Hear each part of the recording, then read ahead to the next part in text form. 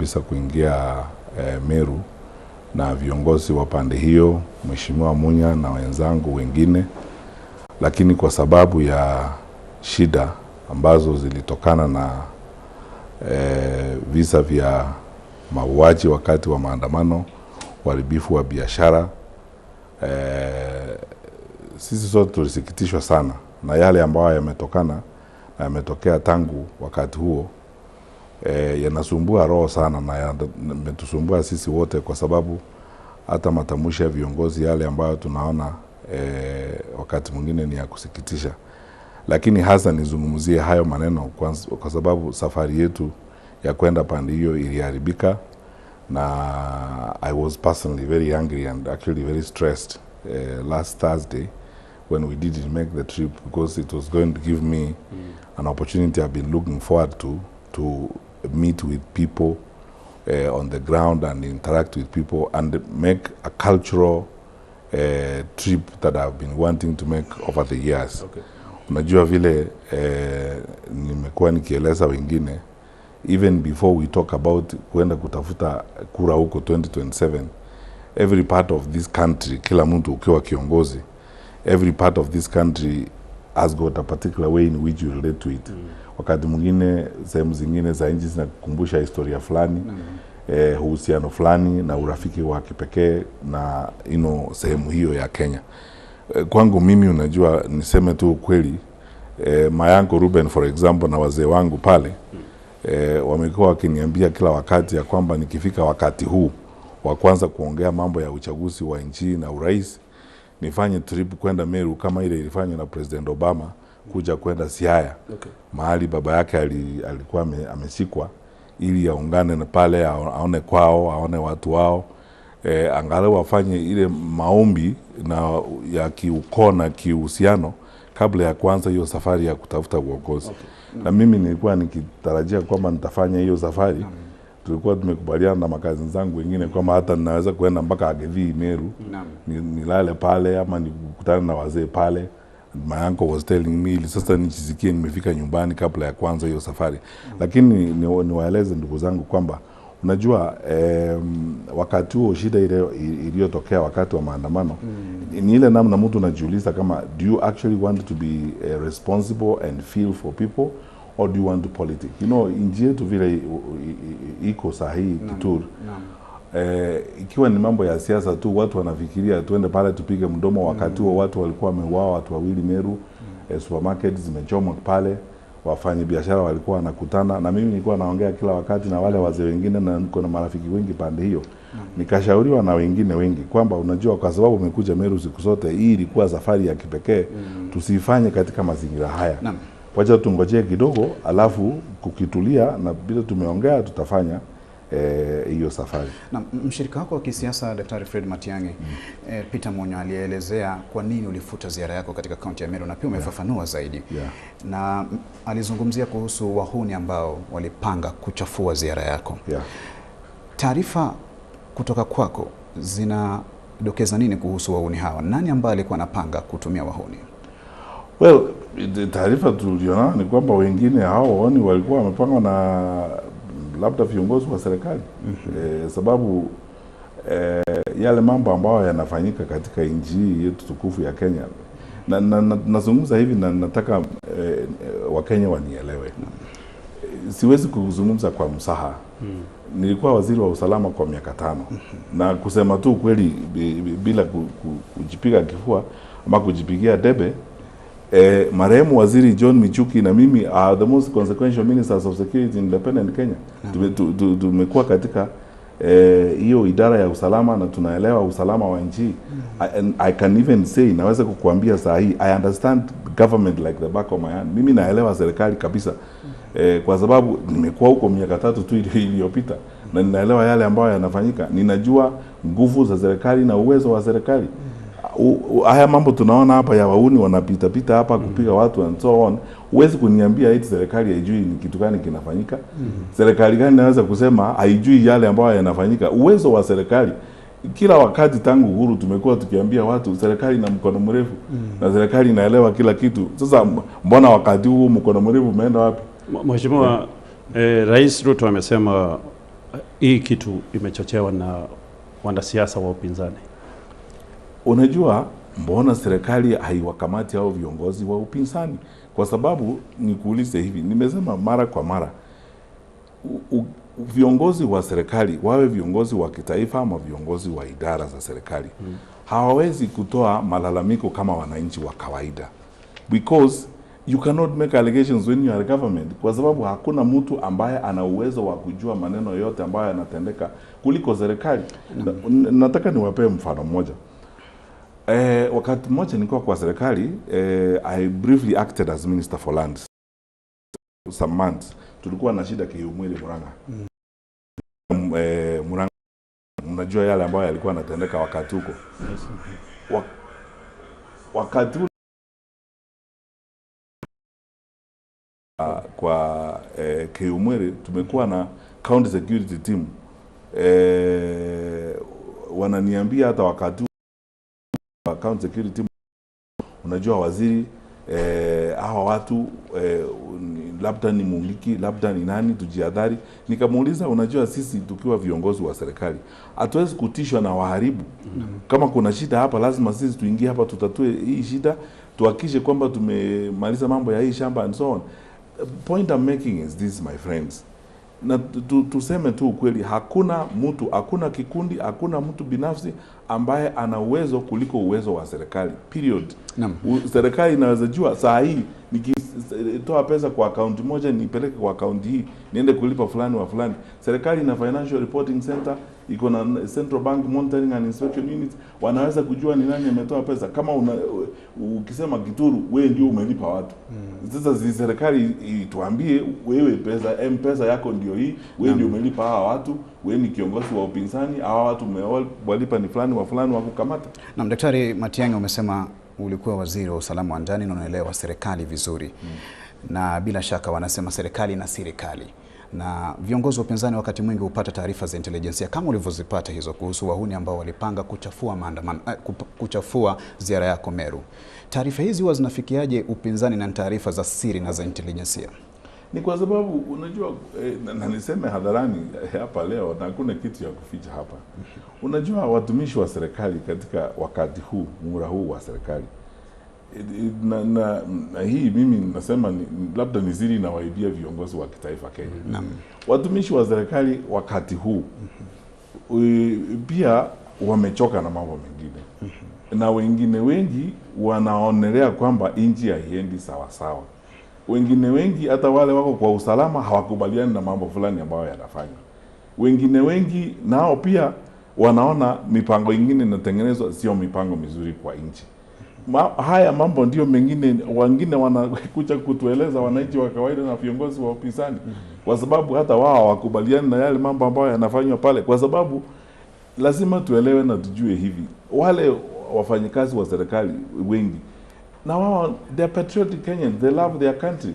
Mambo mengine ikifanyika kama ikipangwa, hata wao wakubaliani na hayo mambo ambayo yanapangwa. Na wao pia wanasikitika vile hiyo mambo inapangwa. Ndivyo wanakuja kutuambia, wakati mwingine wanasema tumeambiwa hivi, ama ndo tunaambiwa hivi. Wewe ongea na watu wengine hapa, hata wakubwa wa serikali wengine wanaweza kukuambia wakubaliani na mambo mengi ambayo yanafanywa. That is how we get our information. Kwa sababu kuna watu kwa serikali ambao nao pia wamechoka na yale yanafanywa, na wao wakubaliani na yale ambayo yanafanywa. Wengine pia ndio wanatushauri, wanatuambia, unajua haya mambo vile yanaonekana sio mzuri, sababu nao pia ni wananchi wa Kenya, wanaona nchi yao haiendi mzuri. Mheshimiwa, waandamanaji wamekuwa wakisema wanataka kuingia katika Ikulu. Serikali inasema hili ni jaribio la mapinduzi. Sijui utasemaje kuhusu hiyo? Unajua, mimi nafikiri ni porojo tu, tuseme tu ukweli, kwa sababu watu wakisema wanataka kuingia kwa Ikulu kwa mapinduzi ya serikali, unajua saa nyingine tunachukulia kiholela mambo ambayo ni ya muhimu sana. Mimi kusema ukweli siwezi kuzungumza. Tuliona wakiingia mpaka bunge. Mimi siwezi kusema iti kumekuwa na jaribio la serikali hivyo vile wanavyofikiria. Mimi nafikiria hii ni porojo tu ya kuzungumzwa. Unajua haya maneno, tuseme tu ukweli, na fadhali ningewaomba. Nchi yetu mahali tuko wakati huu, tuko na shida. Tuanzie hapo, tukubali tuko na shida.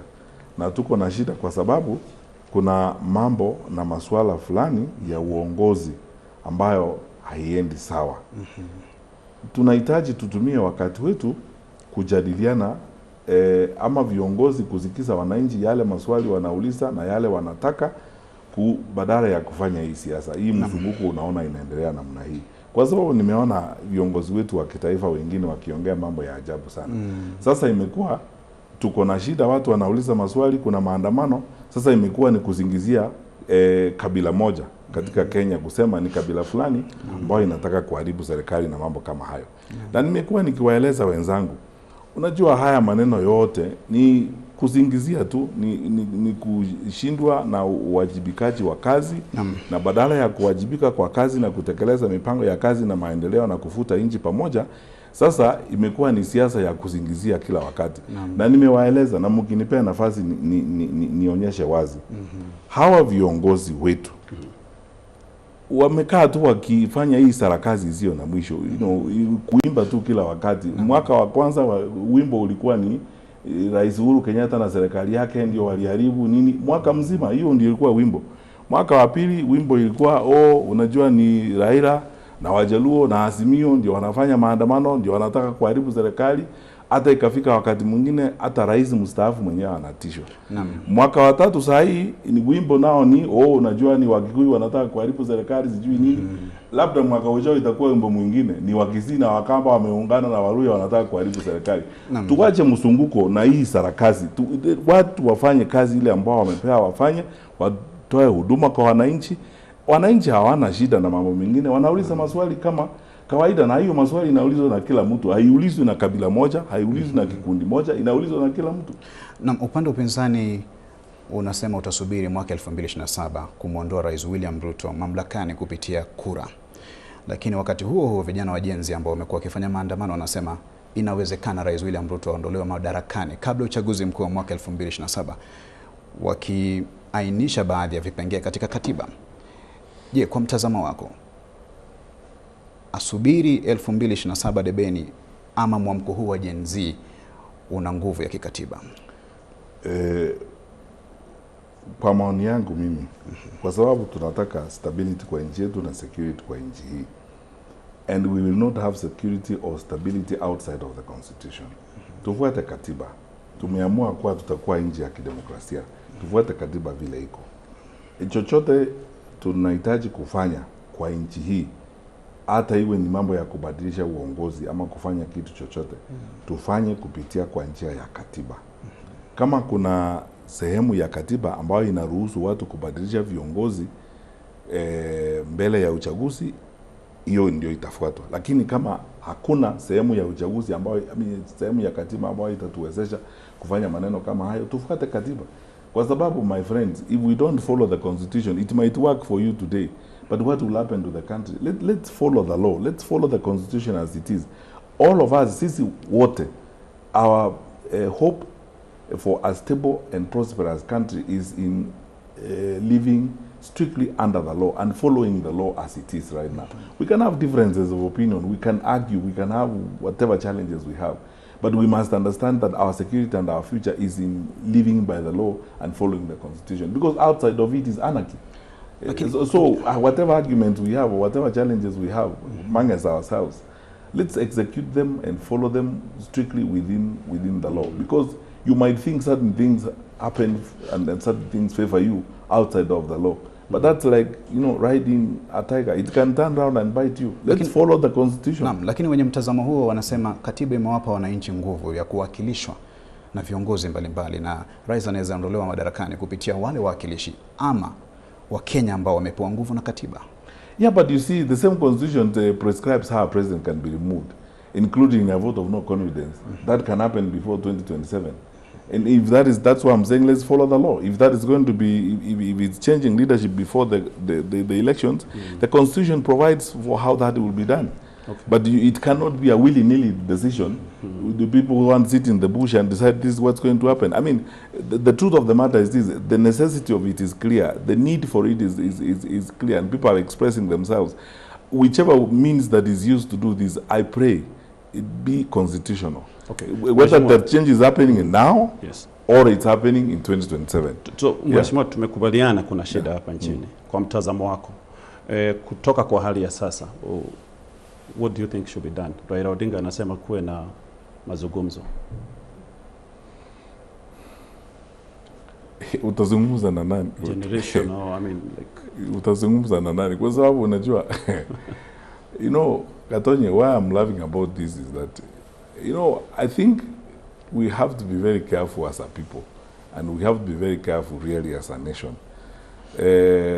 We are soon becoming, you know, almost like a joke as a country, as it were. Na wananchi wenyewe waelewe, labda tuna nafasi ya kipekee wakati huu kujiuliza maswali na kujibu hayo maswali na kujipanga vizuri kama nchi, na kuhakikisha kwamba labda makosa tumefanya hapo mbeleni tumeyarekebisha wakati huu. Kwa sababu, na tafadhali, I hope you will give me time to explain this. Okay. Wakati wa kampeni za uchaguzi mwaka wa 2022, mimi nakumbuka mikutano mitatu kati ya mikutano mingi tulifanya wakati huo tulikuwa kwa serikali. Mkutano wa kwanza tumeitwa na viongozi wa kanisa Mount Kenya East, hapa nikaenda Murang'a. Nilikuwa na mwenzangu Waziri Joseph Musheru. Tukaenda pale, viongozi wa kanisa wakatuambia ni closed door, tufunge mlango tuongee kwa ukweli. Wakatuuliza maswali mengi kuhusu serikali, sisi vile tunaonelea nini. Hata wakati huo tukiwa kwa huo mkutano, kuna viongozi wengine wa kanisa waliniuliza kama nitawania kiti cha urais wakati huo. Mwishowe nikawaeleza kwamba unajua, same position that I've taken, let's follow the law. Wakati huo wengine wakaniuliza, unajua, mimi nyinyi mnaonekana kwa serikali mnaegemea upande wa Azimio. Uchaguzi ukiisha, mtakubali kuwe na mabadiliko ya amani ya uongozi kama kiongozi wa UDA atashinda uchaguzi. Nikawaeleza kabisa kwamba unajua, sisi tunafanya kazi na tunafuata katiba vile ilivyo. We may be having inclinations, but we also have obligations. Hata jeshi watapiga kura wakati wa kura, lakini IBC kitangaza mshindi wa uchaguzi, they will salute the commander in chief, hata kama sio yeye walipigia kura. Sure. We are a constitutionally led country and we are very orderly. Tukaenda kwa mkutano mwingine wa viongozi wa kanisa. Niliitwa na Bishop Ole Sabiti hapa Westlands. Nilikuwa na Attorney General siku hiyo na wale wengine, IG, kila mtu. Hapo ndio nilisema haya mambo ambayo yamezungushwa kwa internet sana, kusema mnadanganywa. Wazee wa kanisa pale wakaniuliza wao wenyewe, unajua tumeambiwa na wengine hii eti pesa itatengwa bilioni sijui ngapi ya bodaboda, bilioni ngapi. Nikawaambia wazi, nielewe, huo ni uongo, mnadanganywa. Hakuna maneno kama hayo. Mimi sidhani kama inaweza kufanywa hivyo. Kuna njia nyingi za kusaidia hawa wamama mboga, kusaidia hawa bodaboda. Mipango iko mingi ya kusaidia hawa, tukipanga uchumi kiplani, lakini hayo mnayoambiwa ni ya uongo. Hayawezi kutekelezwa hivyo vile mnaambiwa. Mwishowe tukawa na mkutano Naivasha, uliongozwa na Chief Justice. Majaji wote walikuwa huko, Supreme Court wengine tulikuwa hapo na kila mtu, mpaka DPP huku, Chebukati alikuwa kwa room. Nikaulizwa mambo ya pesa wakati wa uchaguzi. Nikaambiwa sasa, mbona pesa zinaonekana zinazunguka pesa nyingi wakati wa uchaguzi? Nikawaeleza hapo wazi kwamba unajua, nyinyi ni watu wakubwa, mmesoma na mnaelewa nchi. Haya mambo ambayo yanaendelea hapa, kuna pesa za uongo zinazunguka hapa, watu wanaongwa nini.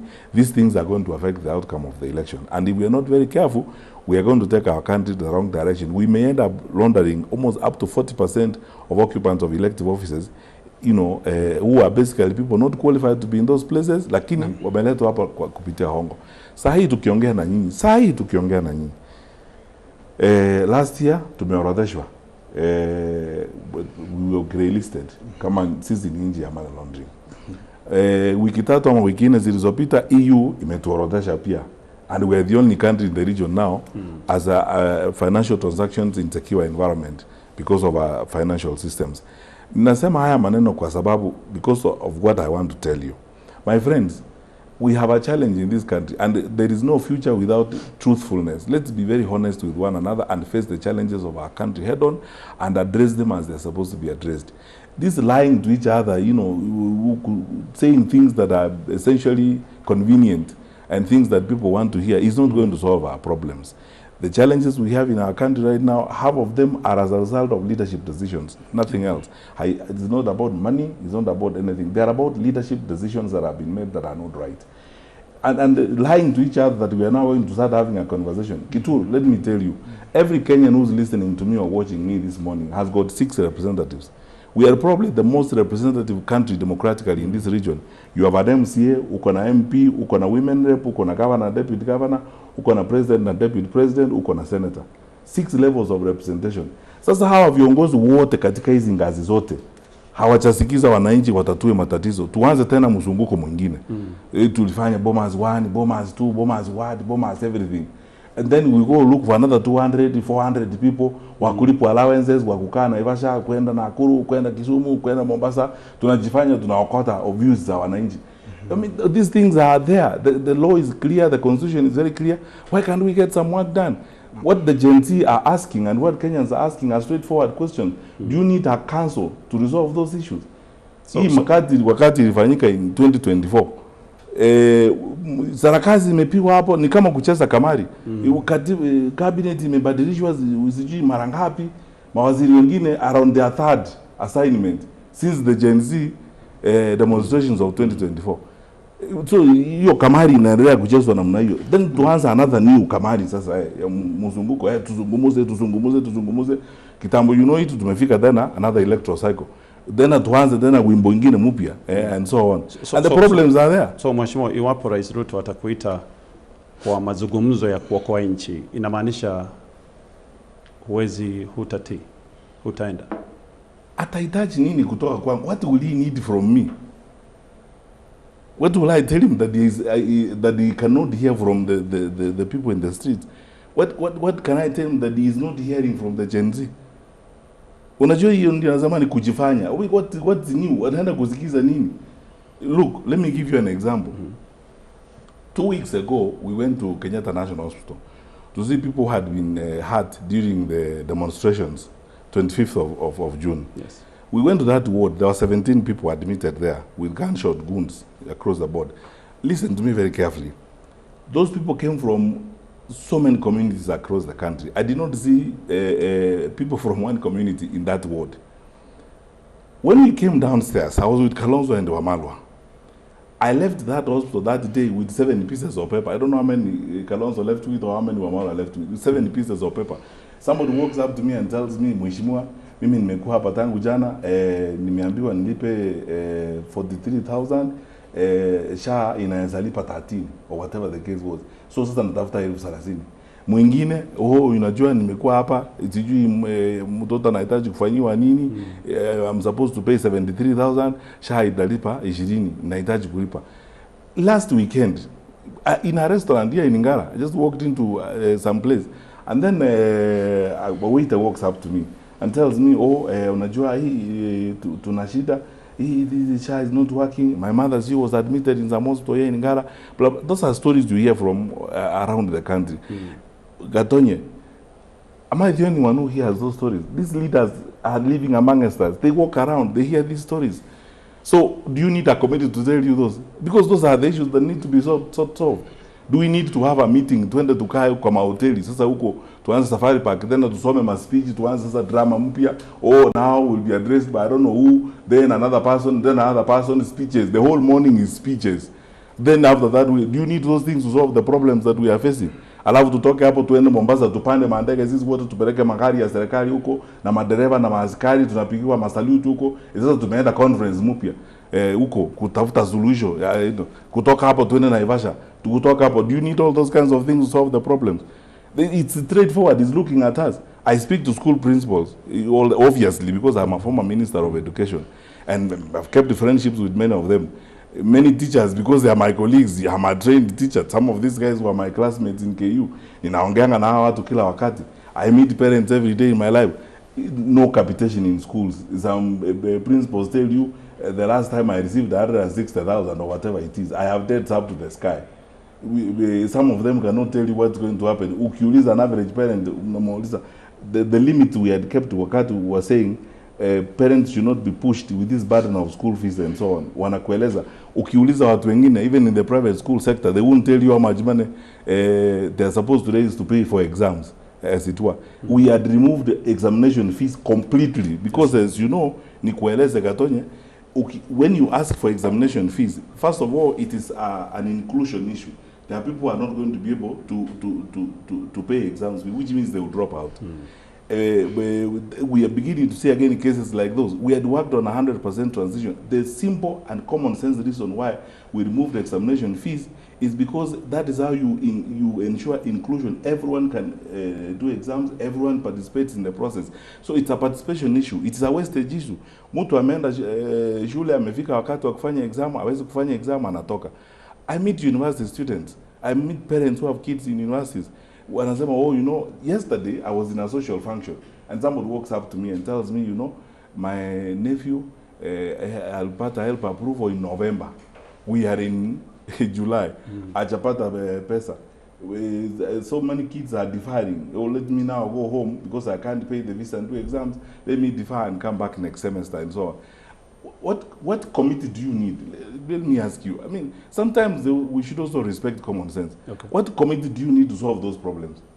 Okay. Sasa tuanze mzunguko mpya. Hiyo style ya kuzunguka sasa kupita huko, sasa tuende tukae mahoteli, tuanze kulala huko, nisijui nini, itana kuleta watu dancers, watu anze kudansi hapo, to welcome ili sasa tuanze kukaa, tuna solve problem.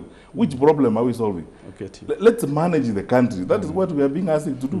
Na Daktari Matiang'i, umezungumzia kuhusu kuwaonya wa Kenya kabla ya uchaguzi mkuu wa mwaka 2022 kuhusu viongozi fisadi na viongozi ambao wanahusika na uchakatishaji fedha. Lakini baadaye unasema tunajipata tulipo sasa, tunazungumzia kuhusu masuala yale ambayo ulizungumzia.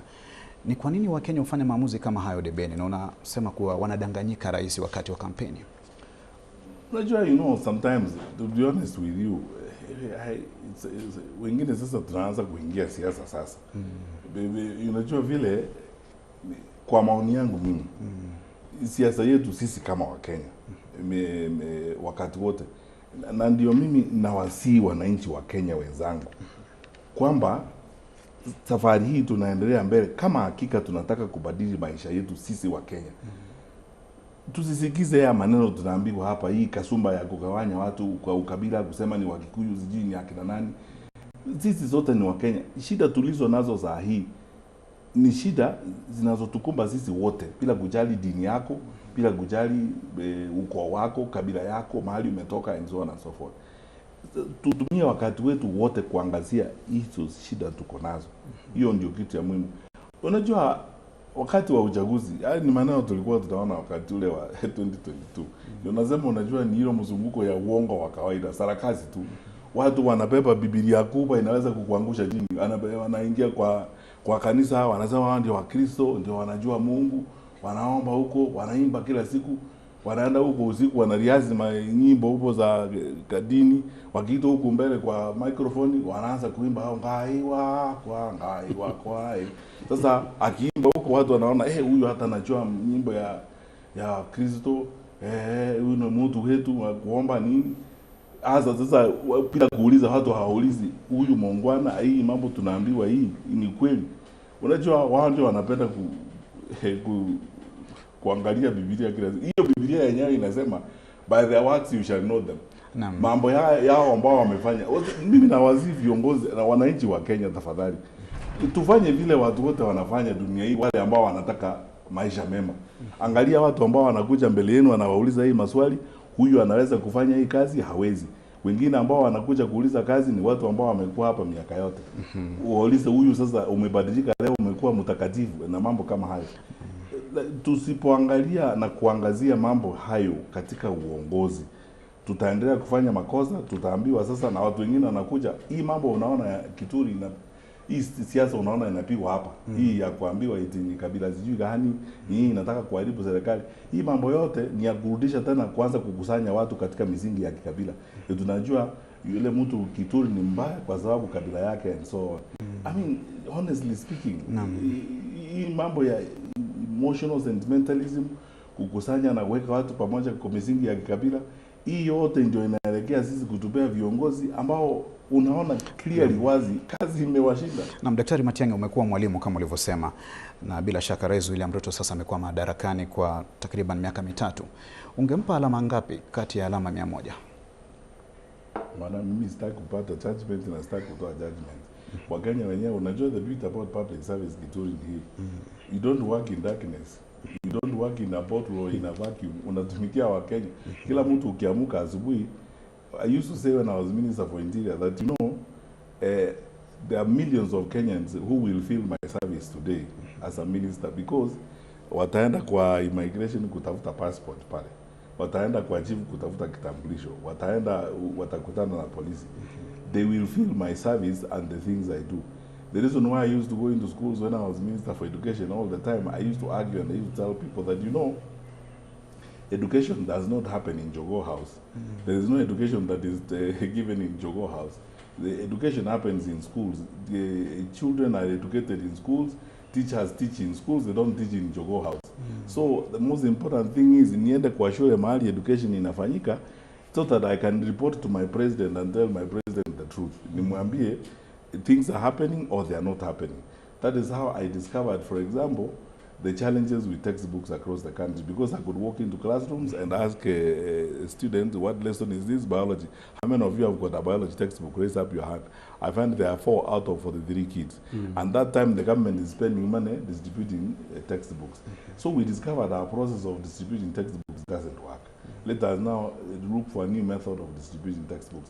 So I don't want to pass judgment. That will be my own individual view.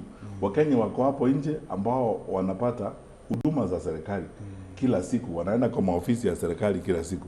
Wao wenyewe wanaweza kusema na kila mtu anatoa jawabu lake. Unajua saa hii ukizungumza maneno kama ukisema tusahihishe hii, watu wengine wanachukulia kama ni chuki ama ni fitina na nini. Na tunasema mambo ambayo yako wazi, kila mtu anaona kitu ambayo iko wazi. Kuna maswali mengine unajiuliza, nchi yetu ya Kenya vile sisi tumebarikiwa hivi na ile uwezo tuko nao kama nchi, tuna population ambayo is very educated. We have very patriotic population. People who love their country, who work very hard.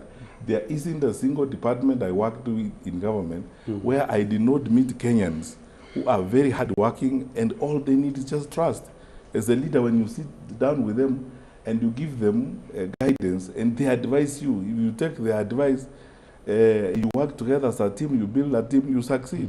So Kenyans out there, they will pass judgment on their own because they receive services from the government. Yes, Mheshimiwa, turudi kwa azima yako ya urais. Why do you think you succeed? Najua rais wa zamani Daniel Moi alikuwa anasema siasa ya upinzani ni tamu kwa sababu ni kusema tutafanya. You know, vile nikwambia, I understand the government like the back of my hand.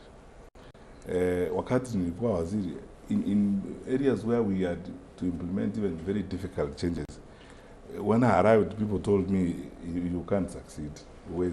I remember in 2015, when I went to Jogoo House, a lot of people, even my friends, told me that, and I was told this several times in government, even in fact to start with, the Minister of ICT, I remember one time, a friend of mine telling me that you are going to have the shortest stint in government because driving digital migration is a very controversial matter. The media is not going to agree that you succeed in digital migration.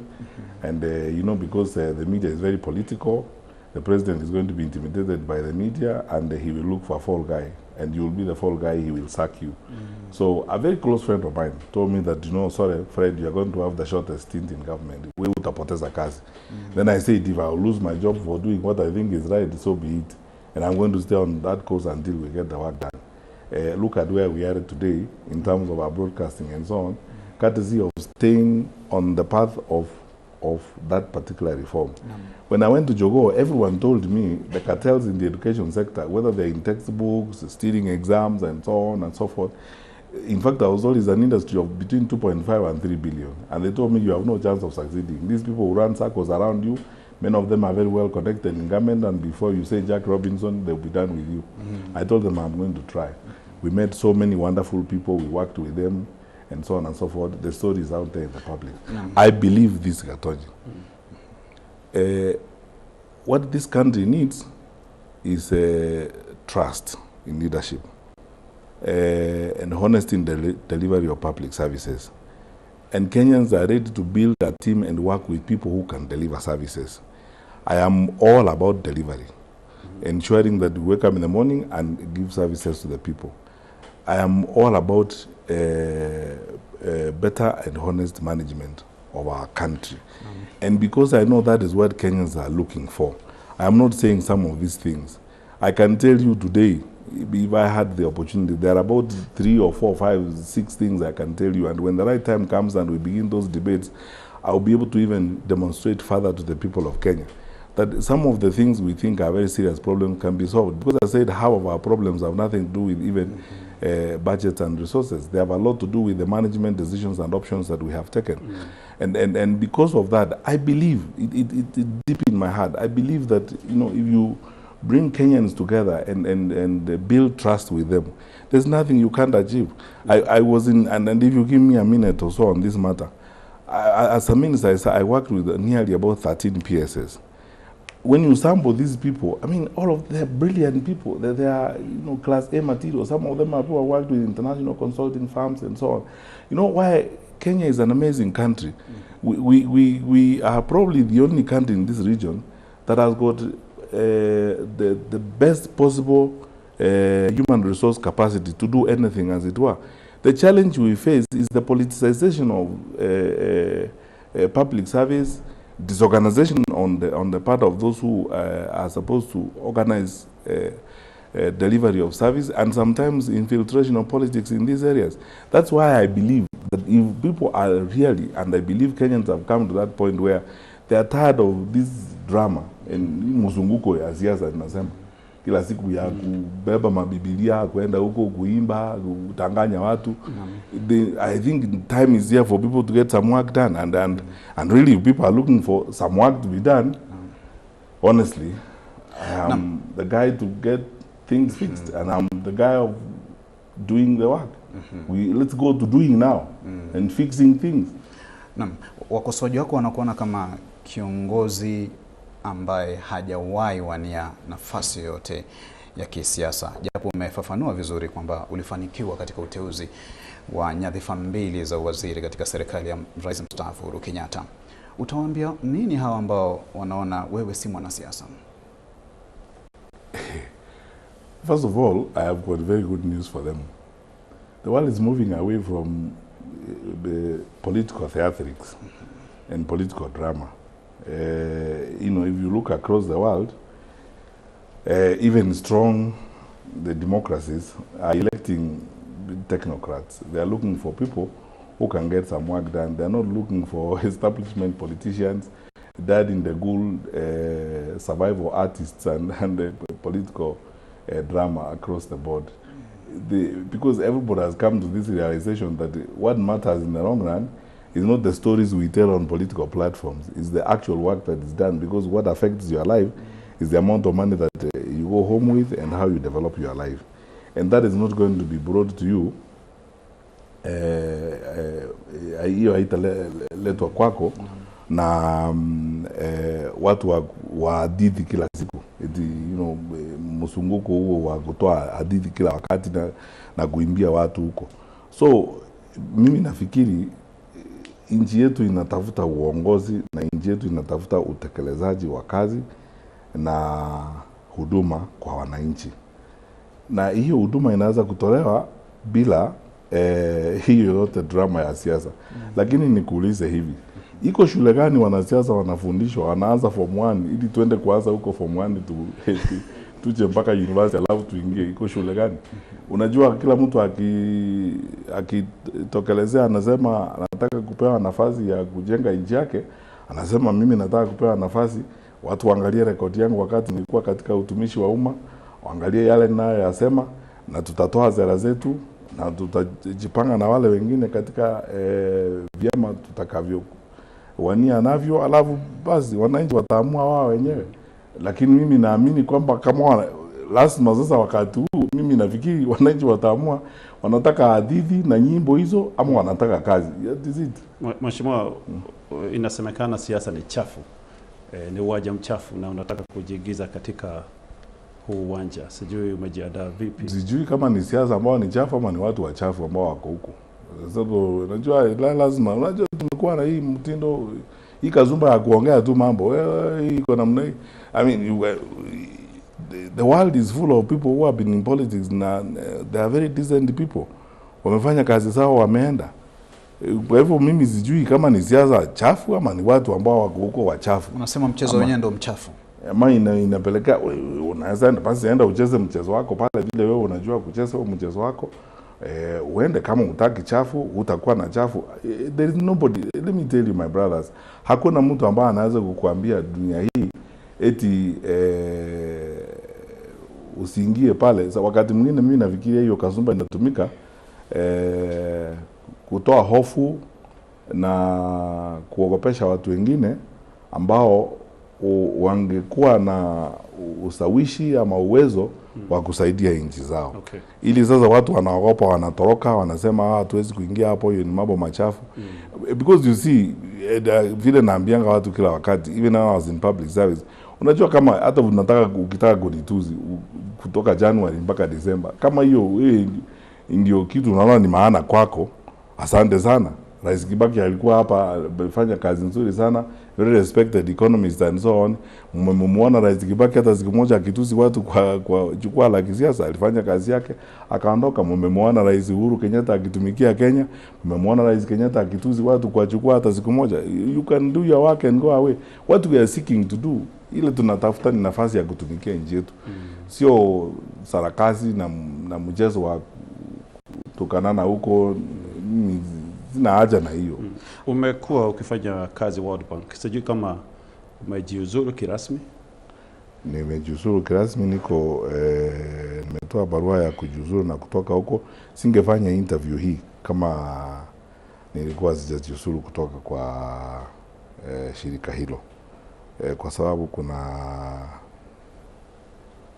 traditions na requirements za kufanya kazi huko ambazo haziwezi kukuruhusu kuingia ama kuhusika katika mjadala wa kisiasa ukiwa huko katika wakati huo. Nimezungumza na wakubwa wangu na nimetoa notice ya kuondoka, na wao wanaelewa pia kwamba ninataka kushiriki katika ujenzi na maendeleo ya taifa langu, na hakuna dhambi kufanya hivyo na hujavunja sheria ukifanya hivyo. Okay. Na changamoto tatu zinazowakumba wa Kenya ni deni la taifa, ufisadi na uhaba wa ajira. Una malengo gani ambayo yanapimika ya kutatua masuala haya utakapokuwa rais wapo utachaguliwa? Unajua hayo ni maneno mazito na yanahitaji kuzungumziwa kwa muda, hayo yote matatu. Nianze na mambo ya ajira kwanza, kwa hivyo nitazungumzia kifupi.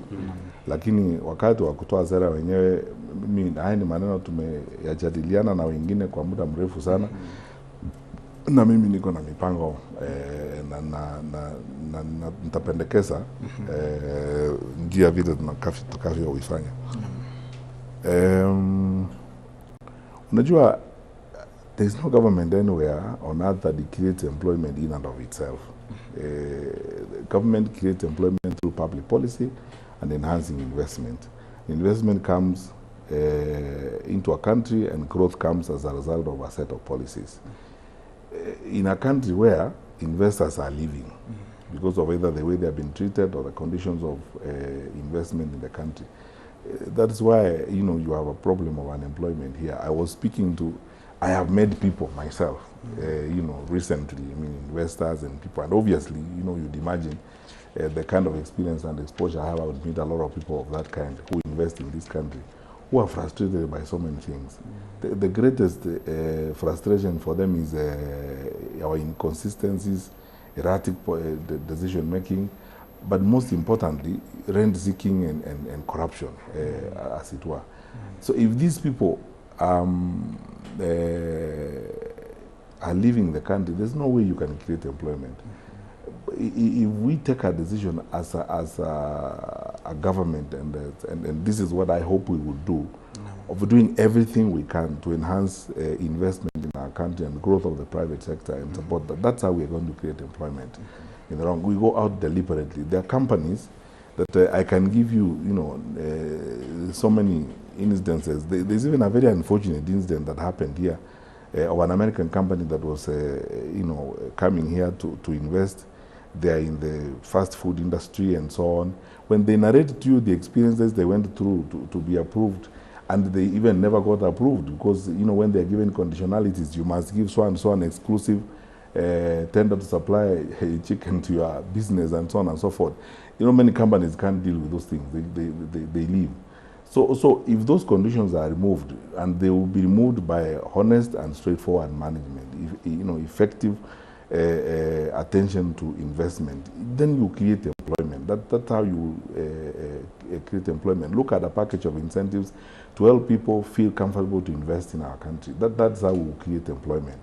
And many other things that we will do.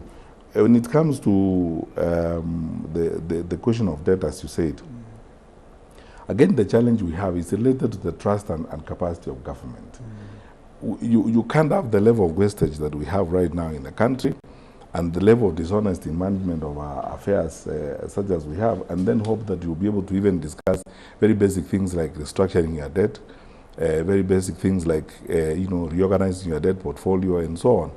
Have the wastage that we have in the country, which forces us sometimes to borrow even domestically and so on, and worsen our problem of debt, can be addressed by better management. Surely, Kituru, why must we spend, for example, so much budget resources in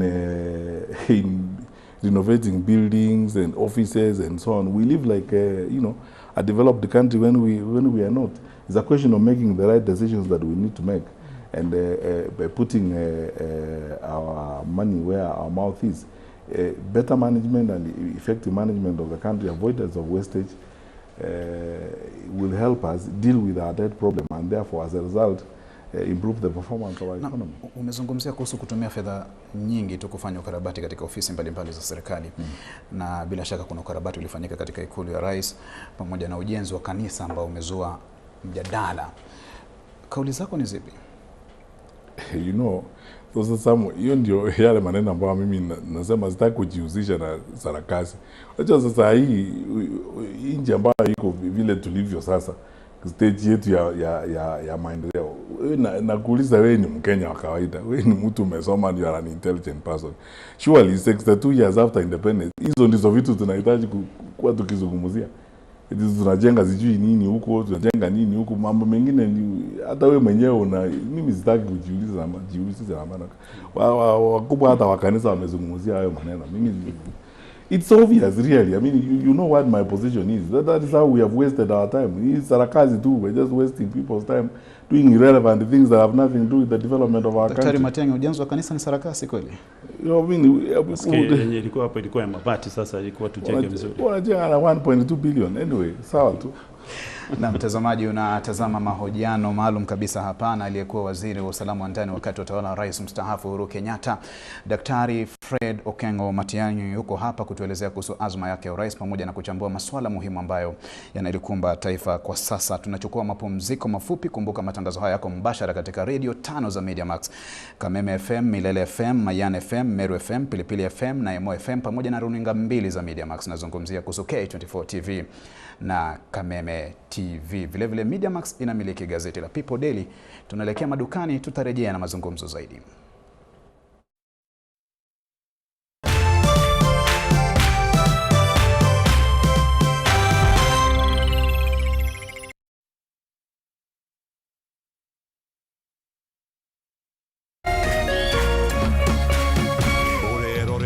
Kameme TV. People Daily, Kenya's trusted newspaper, is making history as the first daily to go fully digital. By transitioning from print to the PD News app, we are delivering the same exceptional journalism you've relied on for years in a completely new way to experience it. It's news for today and the future. No paper, no waste. Just real-time updates and customizable stories. This is a leap towards innovation, sustainability, and a better experience for you, our reader. Download the PD app now on Play Store and App Store. People Daily. News that moves with you.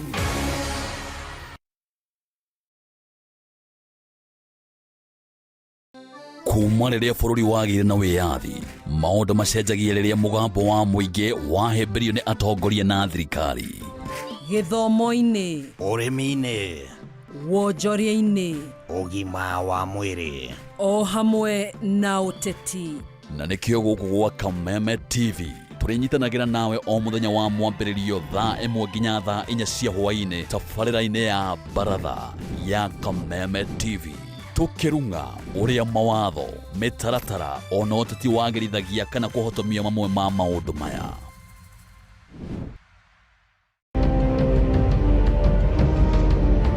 Na kisha moja kwa moja mtazamaji, basi nakupeleka hapa basi hadi kwa upande wa Japana. Kati huo magaidi wakaanza kuchokoza jamaa fulani alikuwa gaidi Zunyoizi na familia yake. Wewe, kwa nini mnakaa kwa meza yetu? Kwa nini mnakuja kukaa kwa meza yetu? Sasa jamaa wetu Taikawon kuona hivyo akaumwa. Mwanzo hapa mtazamaji ni kwa restaurant, sio kwa nyanya yako. Hii ni restaurant. Mtu analetwa hapa na pesa zake. Haya! Kaona akiwa na umama, akamuita kamama. Kamama, pigwa shock. God of Thunder. Akachomoka biguni, akakuingilia. Mtoto akanafurahia mwanzo firirida imewekwa. Wewe, kwanza kanasikia firirida ni ya Monyonyi. Kanasema mambo iko shwari kibisha. Nyitanagira na DJ Junior the Hindi kwambĩrĩria mũthenya wa Kiumia nginya Aramithi ciahanda thaa 4 cia ũtukũ. Na rĩo mũthenya wa Jumamothi nĩ ciahanda thaa 10 cia hwaĩ-inĩ.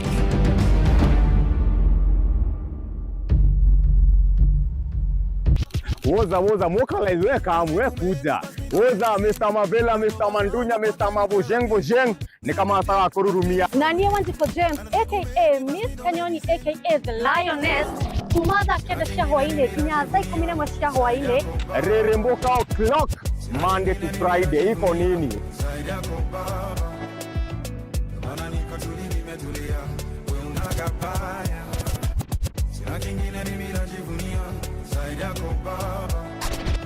On ones and twos, Mr. Moto kama pasi, DJ Jan 254. Wamwambĩrĩrio Monday, tugakurehere #Afro Monday edition. Naguo wa kerĩ, tukaingĩra thĩinĩ wa kanitha wa Reremboka. Naguo wa gatatũ nĩ Wagwa Wednesday. Naguo mũthenya wa Thursday tuga pulo. Tuendelee ama tusiendelee? Tugacoka makinya merĩ na thutha #TBT. #Ciaugavere nĩyo Throwback Thursday. Gang.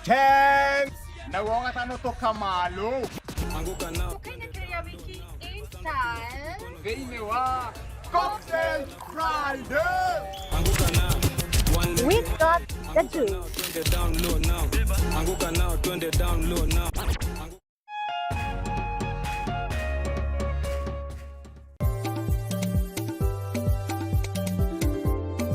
Ũrĩmi nĩguo mũnyiginyigi wa gũkũra gwa bũrũri wa Kenya, ũkĩnyita itemi rĩnene harĩ ũtonga waguo. Na korwo ũrĩmi wakinyanĩrio na kĩo hatarĩ kũrora riũa, haha niho ciringi ĩkomete.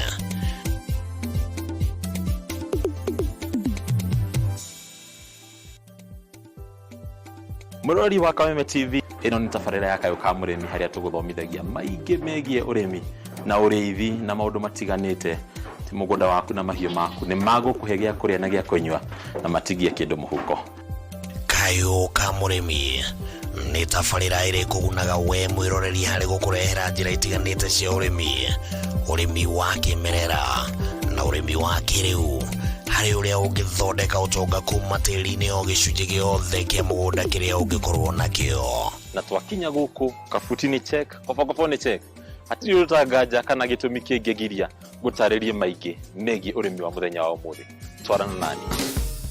Nyitanagĩra na Bataru wa Mwagĩro mũthenya wa gatatũ thaa 1:30 nginyagia thaa 2 cia hwaĩ-inĩ, akĩrika gũgũtarĩria maingĩ megiĩ ũrĩmi na umithio wa ciringi yaguo. Na haha to kũrĩma tu, nĩ kũrĩma gũkumia. Nĩ gũkũ gwa Kameme TV, mũthegi wa rũrĩrĩ.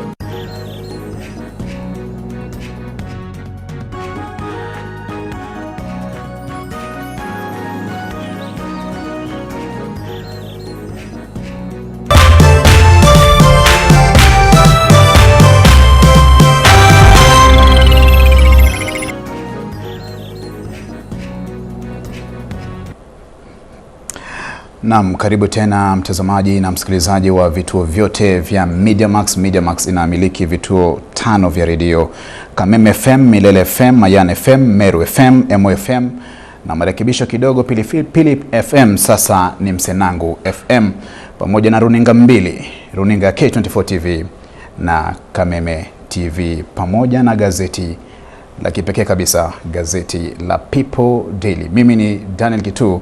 Mahojiano hapa yanaendelea na aliyekuwa waziri wa usalama wa ndani wakati wa utawala wa Rais mstaafu Uhuru Kenyatta, Fred Okengo Matiang'i. Asante. Tunaendeleza hili gumzo bado na Mheshimiwa Matiang'i, na tukirejea katika azima yako ya urais, watu wengine wanahisi kuwa mwenye anakusukumia hili ni Rais mstaafu Uhuru Kenyatta. Sijui utawaambiaje wenye wanasema hili? Unajua, kwanza kabisa jina wanatumia ni project. Sawa, niseme hivi my friend, huwezi kusahihisha historia. Tuanzie hapo kwanza. Mimi sijakataa na historia iko imeandikwa. Nilikuwa waziri katika serikali ya Jubilee kwa miaka 10. Niliteuliwa na Mheshimiwa Uhuru Kenyatta na nilikuwa waziri wake, na nilishiriki katika utekelezaji wa mipango ya serikali ya Jubilee na sera za Jubilee. Kwa sababu kama zingeamini hizo sera, singekubali kuteuliwa kuwa waziri katika hiyo serikali ya Jubilee. Sera za Jubilee 100% transition ya school tulikubaliana. Kupunguza malipo ya shule tulifanya pamoja.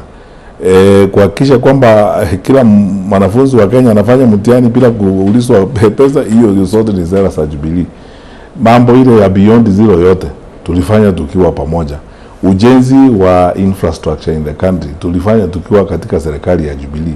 Wewe mwenyewe unaona hapo Kirinyaga Thiba Dam, ambayo ni kazi ilikuwa yafanya na Jubilee. Mimi najihusisha na kazi ambayo ilifanywa na serikali ya Jubilee. Nilitumikia wa Kenya kupitia kwa hiyo serikali, na ninamshukuru Mwenyezi Mungu kupitia kwa Mheshimiwa Rais Uhuru Kenyatta kwa kunipea nafasi hiyo ya kipekee. In fact, Wakenya hawangenijua na zingejulikana kama zingekuwa waziri katika hiyo serikali. Na ile kazi tulifanya wakati huo na mabadiliko ambayo yalikuja katika nchi yetu ya Kenya yakiongozwa na serikali ya Jubilee. Tulikuwa hapo sote kwa hiyo serikali ya Jubilee. Mheshimiwa Uhuru Kenyatta alikuwa na mawaziri karibu 30, ukihesabu hata wale ambao walitoka mapema ama wale ambao walitoka katikati ya safari ya hiyo serikali. Zote pamoja na aliyekuwa naibu wake wa rais ambaye ni rais sahi, tulitumikia serikali hiyo ya Jubilee tukiwa sote. Sasa kama mimi ni muradi kuliko mimi zaidi ni yule alikuwa naibu wake wa rais ambaye ni rais sahi. Sasa mimi nakuwa muradi kwa sababu nilitumikia serikali ya Mheshimiwa Uhuru Kenyatta. Na siwezi kusahihisha historia niseme si kutumikia hiyo serikali ama nianze kukana kusema mimi siamini sera za Jubilee. Unajua, hii ndiyo mambo ambayo inaelekea kwamba tunafanya siasa yetu na udanganyifu, sometimes na ujeuri, public relations, kujifanya hapa badala ya kusema mambo vile yalivyo na tuendelee na kazi ile iliyoko, tufanye kazi ya taifa la Kenya. Rais Kenyatta alichaguliwa, alipigiwa kura, hakujiweka kwa madaraka yeye mwenyewe. Na sasa mimi sioni vile naweza kuambiwa eti wewe unasukuma kwenda kwa pande hiyo. Tulikuwa nafanya kazi sote pamoja. Sasa nani alisukuma naibu wake wa rais ambaye ni rais wakati huu? Kama mimi ni project kwa sababu nilifanya kazi kwa hiyo serikali, basi naibu wake wa rais ni project kubwa kuliko mimi, kwa sababu yeye ndiye alikuwa namba 2 kwa hiyo serikali. Tulikuwa sote pamoja kwa National Security Council wakati huo, tulitumikia sisi wote. Na tuseme hivi, siwezi kuambiwa eti ni makosa kwa sababu nilifanya kazi kwa serikali ama kazi ile nyingine. Kama mimi nasukuma kwa sababu ya mali nilifanya kazi na yule tulifanya kazi na yeye, mbona mtu hajaniambia mimi ni project ya World Bank? Sababu sasa hii natoka World Bank. Kucha hapa nilifanya kazi katika baraza la mawaziri la Mheshimiwa Kenyatta, katoka hapo nikaenda kutafuta kazi pale nje, nikafanya kazi nje. Mbona mtu hajasema mimi ni project ya wale ambao waliniajiri kazi wakati huo? Sababu sioni, unajua hiyo Gatoji, ni kuambia ukweli. Ni hii kasumba hii ya uongo na udanganyifu, procho hii propaganda, na hivyo ndivyo sisi tumeharibu nchi yetu. Badala ya kuangazia mambo ya muhimu ya kutusaidia, ninakuja mbele yenu. Najua kazi ikitangazwa na wakati kazi itatangazwa, sisi sote tutafanya application. Na application tutafanya kwa wananchi wa Kenya. Tutafanyishwa interview na wananchi wa Kenya. Twende tusimame pale. Wananchi wa Kenya watupee kazi kama wanaona tunatosha ama hatutoshi, watuambie asante sana, goodbye, thank you for trying, vile unaandikiwa barua. Lakini sasa huwezi kusema eti umefika pale wewe huwezi kuangaliwa kwa sababu ulifanya kazi na fulani wa fulani. I mean, sasa hiyo ni nini? Na mheshimiwa Rais Kenyatta alikuwa mkubwa wangu, alikuwa rais wangu, na amebaki kuwa rafiki yangu na atakuwa rafiki yangu siku zote. Na mimi sitaki kudanganya mtu hapa, na siwezi kusahihisha historia. Mimi nitakuwa waziri wa Uhuru Kenyatta mpaka siku ile nitakufa. Hata nikiwa kwa sanduku pale watasema yule mwili huko kwa ile sanduku ni wa mtu ambaye alikuwa waziri katika serikali ya mheshimiwa Kenyatta. Na hiyo isitakuwa uongo, ni ukweli. Naam, Daktari Fred Matiang'i, madai haya yanapewa uzito na mazingira ya kisiasa. Chama cha Jubilee kimekuchangamkia sana. Katibu mkuu wa chama hicho Jeremiah Kioni mara si moja amesema kwamba utawania urais kupitia chama cha Jubilee, na vile chama cha Jubilee kinaonekana kuchangamkia azma yako ya urais. Lakini Kituri, nimekuambia hivi, unajua mimi nataka kuenda mbele ya Wakenya na ukweli, nizungumzie vile ukweli huko. Na sitaki kudanganya watu hapa eti kwa sababu ya mambo ya siasa vile watu wanafanya, nianze kujifanya hapa, nianze kusema nimetoka sijui wapi mbinguni, vile watu wanadanganya watu hapa. Na ukweli ni huu, nilifanya kazi katika serikali ya nani? Chama hicho ni chama cha Jubilee. Nilitekeleza sera za Jubilee, nilikuwa huko. Kwa hiyo fundamentally ukiangalia, tuseme tu ukweli, fundamentally I was implementing Jubilee policies when I was a minister for 10 years. Nimekuwa hapo.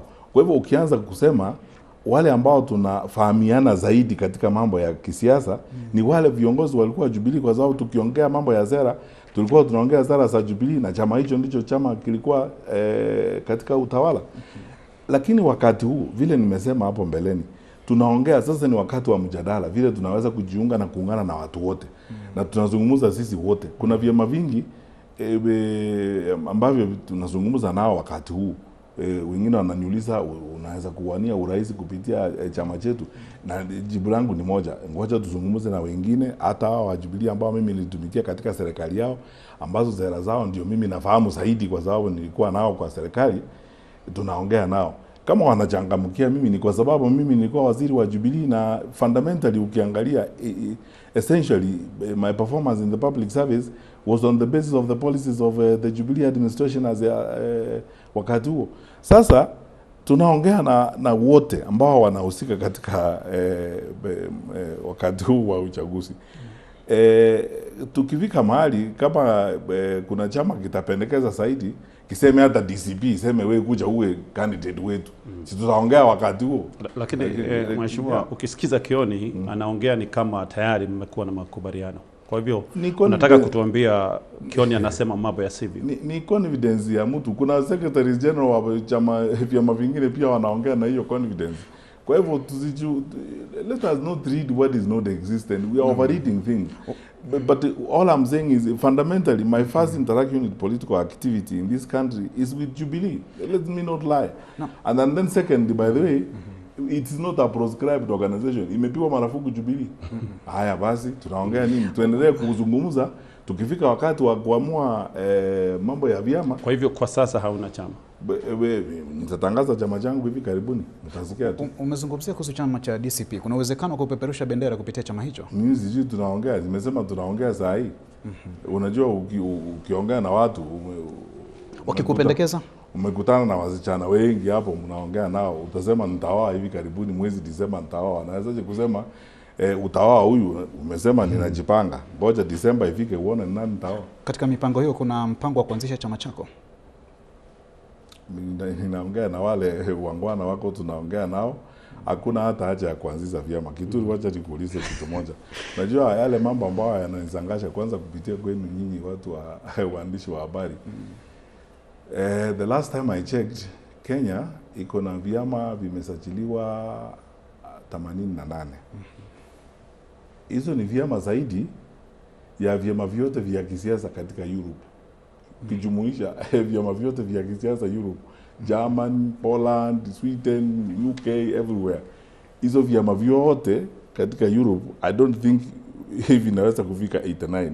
And look at our economy, it is probably less than 10% or so of that particular economy. Unajua sisi kama wa Kenya, mimi nataka kusema hivi ukweli, tusipo kuwa serious na makini kuhusu siku zetu zijazo, tutaendelea na huu mzunguko wa kuharibu maisha yetu tukidanganyana hapa na mambo ya vyama. Kwa sababu utaona uchaguzi ukifika, kuna watu ambao wako kwa vyama, hata wale wako kwa vyama viko katika utawala, na ni watu wako na shida nyingi ama wameleta shida nyingi. Utaona wakienda pale wakifaa uniform mpya, alafu wakiingia kwa stage kwanza kuimba tena wimbo mwingine, ni kana kwamba wamepatizwa, wamekuwa watu watakatifu baada ya kuingia kwa chama kingine. Kuna wanasiasa katika nchi ambao wamevuka vyama mara 5 ama mara 6, kila uchaguzi wanaenda chama kingine, kila uchaguzi wanaenda chama kingine. Sasa mimi nafikiri shida sio wale wanasiasa ama wale viongozi, shida ni sisi wananchi. Watu wanatudanganya kila wakati. That is the way in which I see hii mambo ya kuzungumza kuhusu chama. Kila siku mtu anakuuliza utaenda chama gani and so on. Saa hii Gatonye, hata nikienda chama inaitwa Miti, nitakuwa Fred Matiang'i tofauti na yule ambao unaona mbele yako. Ni mimi. Nikienda niingie chama inaitwa sijui Ndizi. Bado lakini mheshimiwa, na zera zangu zile tutakupanga ni hizo.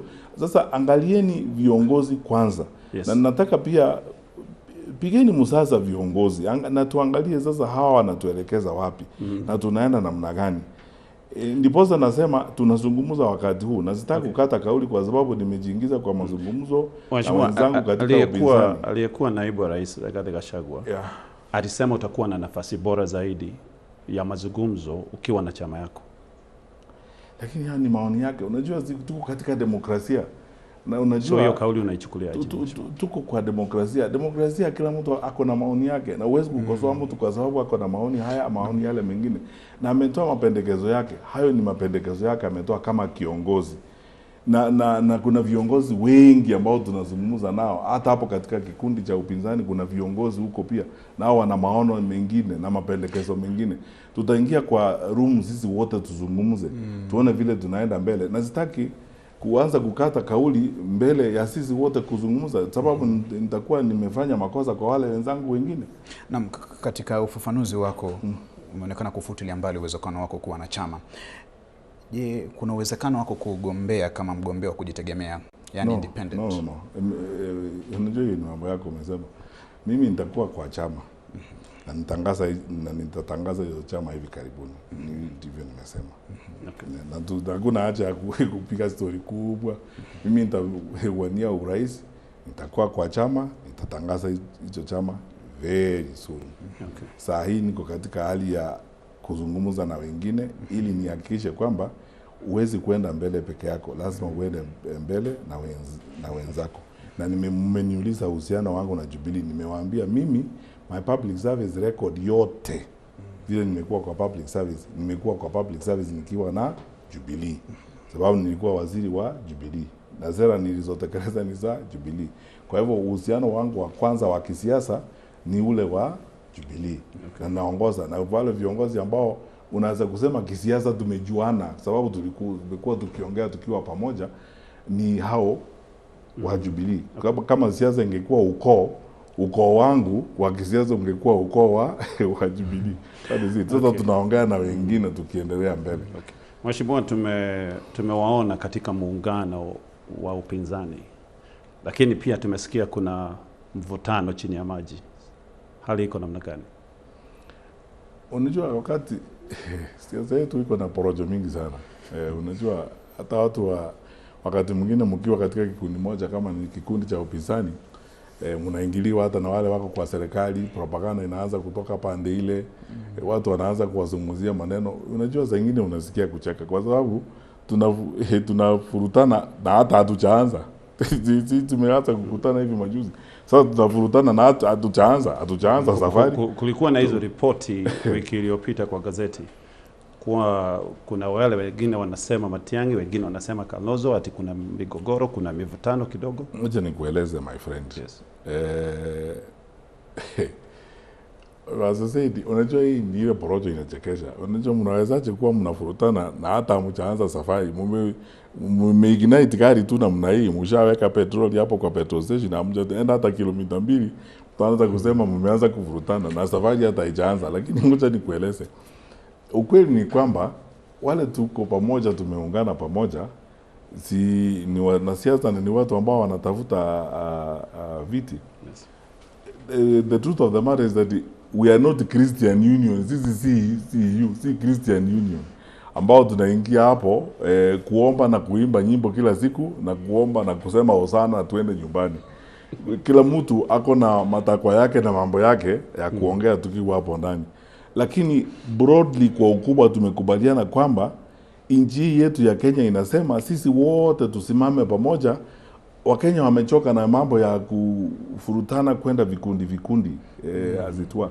Hiyo ni kitu ambayo tumekubaliana sisi wote. Na ndio nilisema wakati ule tuliongea kule kwa Mheshimiwa Rigathi kwa Mnyoro, niambia watu, if you bet on us disagreeing or having a difference, you will lose your bet.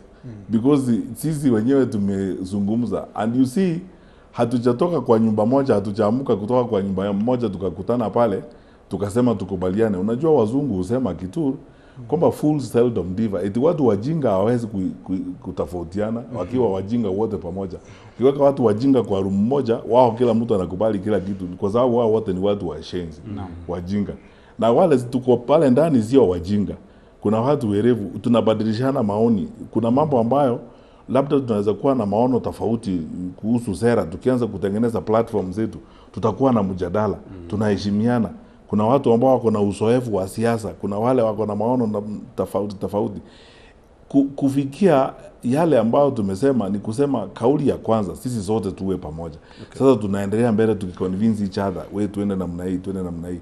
Consensus building is not easy. It comes after a long period of time. Lakini to start passing judgment, we have not even done 5 kilometers. Wameanza kukorogana ni kwa sababu ya porojo. Una uhakika mtakubaliana kuchagua mmoja wenu kama mgombea wa urais? Tumekubaliana hivyo. Tumesema Wakenya wanataka sisi zote tusimame pamoja. Na tunaongea tutasimama pamoja. Hayo ndio matakwa ya Wakenya saa hii. Na tumeenda sehemu nyingi za Kenya. You know, when we have individual meetings, hata wale watu ambao wana kuja kuzungumzia, na mimi nafikiri that is what happens with those who see my colleagues in that arrangement. Mimi hata wale viongozi wa mashinani ambao ninakutana nao, wengine hata nikienda nyumbani weekend ama nikipatana na watu hapa town, wale wanakuja kuniona, jambo lao la kwanza, hata wale viongozi wa dini wananiambianga, Fred, tafadhali sasa tunataka msimame pamoja so that we unite the country and we give the country an alternative focus as we go forward. That is the message we get from everybody. Sasa sisi tuwe wajinga, tuanze kupigana na hata hatujaanza safari. Na katika meza hiyo ya mazungumzo ya kukubaliana, washirika wenzako wa upinzani waamue kwamba Fred Matiang'i hata kuwa mgombea urais wala mgombea mwenza. Utachukuliaje? Tumekubaliana tutakuwa sisi wote pamoja. Unajua hiyo yote, hiyo maswali ni namna nyingine ya kukaa kunizukuma kusema unajua mimi niko namna hii. My friend, nimeongea kwa I believe Kiswahili ile unaelewa. Sisi tumekubaliana tutasimama pamoja. Katika mazingira haya tuliko ya kisiasa, ni vizuri tujaribu kwenda pamoja. Nchi yetu imekataa hii migawanyiko. Tumegawanyika kwa muda mrefu. Kila wakati wengine ni misingi ya kikabila, wengine ni misingi ya huku. Saa hii Kenya inahitaji uongozi wa kusuluhisha shida ile wananchi wako nayo.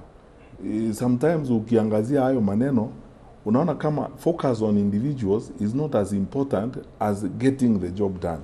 Kwa sababu watu wamesumbuka sana. Kila mahali ukienda ni hiyo nduru inapigwa, hawa wanapiga nduru, hawa wanapiga nduru. Na kusema tu ukweli, nchi sasa unajua vile nchi inaendelea mbele. Gen Z wametuonyesha vile tunahitaji kuishi. Hakuna haja ya kuangazia mambo ya kabila, mambo ya huu na huu. Kwa sababu unajua watu wanatafuta suluhisho. Wewe ukienda hospitali Kituru, ushauliza pale kwa mlango, eti wale madaktari wako duty leo kabila yao ni gani? Ili nione kama anaweza kutibiwa. Si unaingia pale umeenda, wewe ni mgonjwa, unataka utibiwe. Sasa kama nchi inahitaji kutibiwa, sasa ni kuuliza maswali eti huyo daktari ni kabila gani atatusaidia? Watu wanataka suluhisho. And you see the population profile of our country as it is right now 70% of our population are below the age 35. Hao ndio wenye nchi hii. Wale 30% tuko beyond 35 years, we are a minority. The majority of our country that is below 35 years is 70%. That majority is not interested in this nonsense about the tribe, what, you know.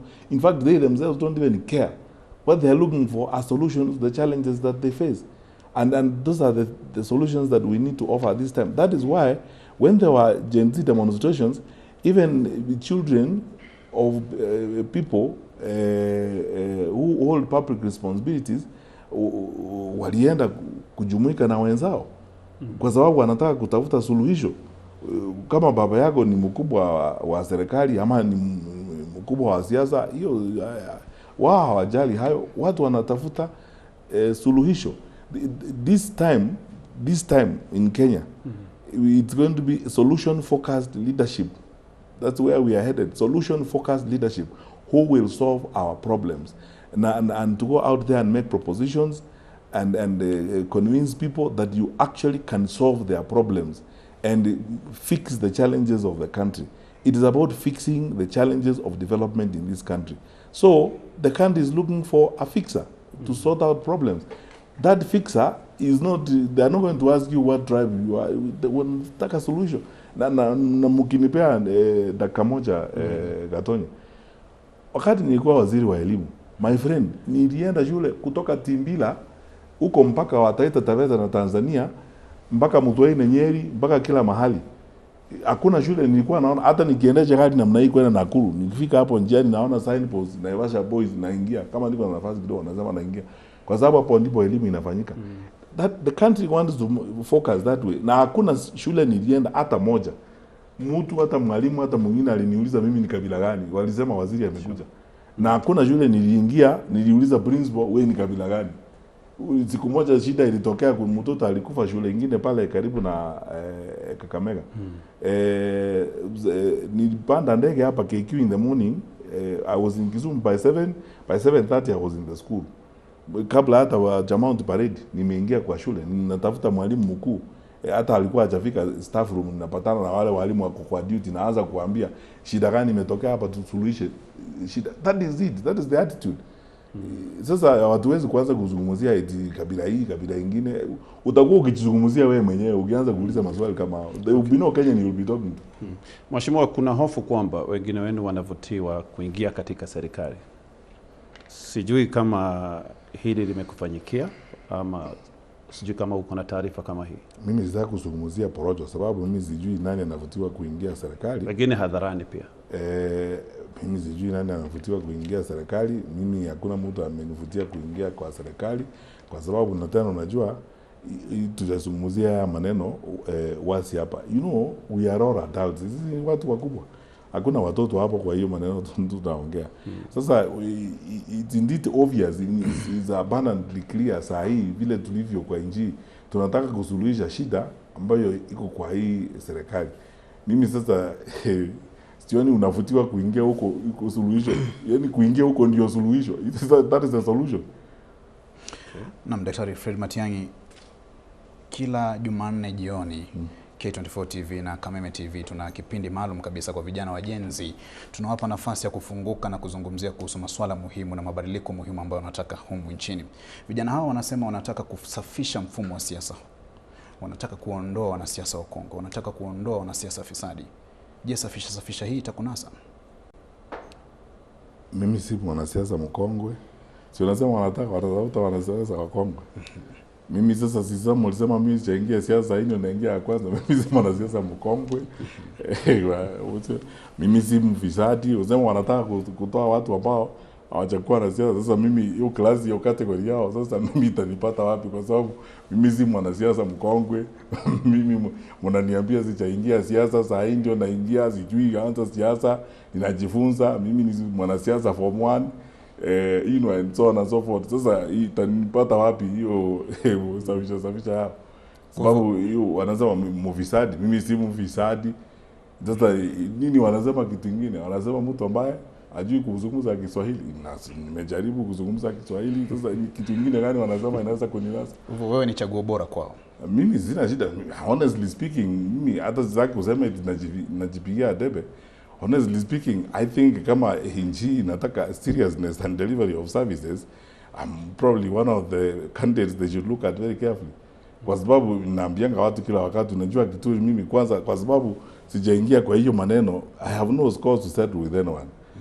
I am here for only one purpose, making a contribution to fix the challenges that face my country. And to go forward. Sasa mimi sina shida na mtu, I have no political debts or anything.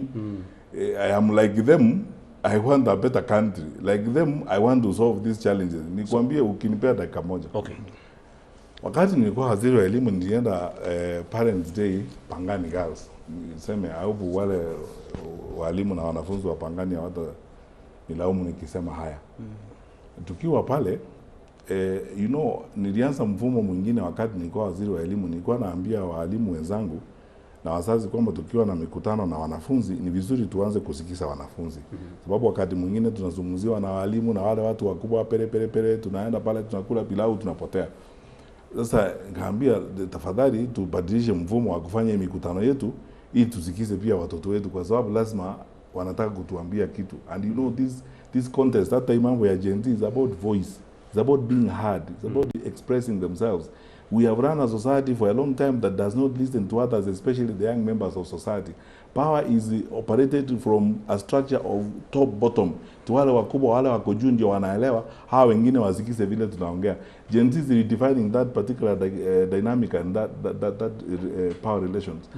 So msichana mwingine mwanafunzi, I think she was a form 4 student, amechomoka kutoka hapa akachukua microphone akaniuliza directly facing me. She asked me, Minister, that's the first time I was doing one of my first meetings in schools. News Minister, and she almost drove me to tears, that girl. We work so hard, but there are some schools that access exams. You know, some of the courses we want in university, like medicine or to go into law, they are filled by the time we are selected by schools. Some of those that have accessed the exams. What are you going to do to guarantee that those of us who work hard and get genuine grades, we also have a chance to compete for those courses? You know, why that was an emotional moment to me was I was being challenged by our children, kuulizwa, because some things had happened in the past that were not right and so on. That is the same moment we are facing in the country today.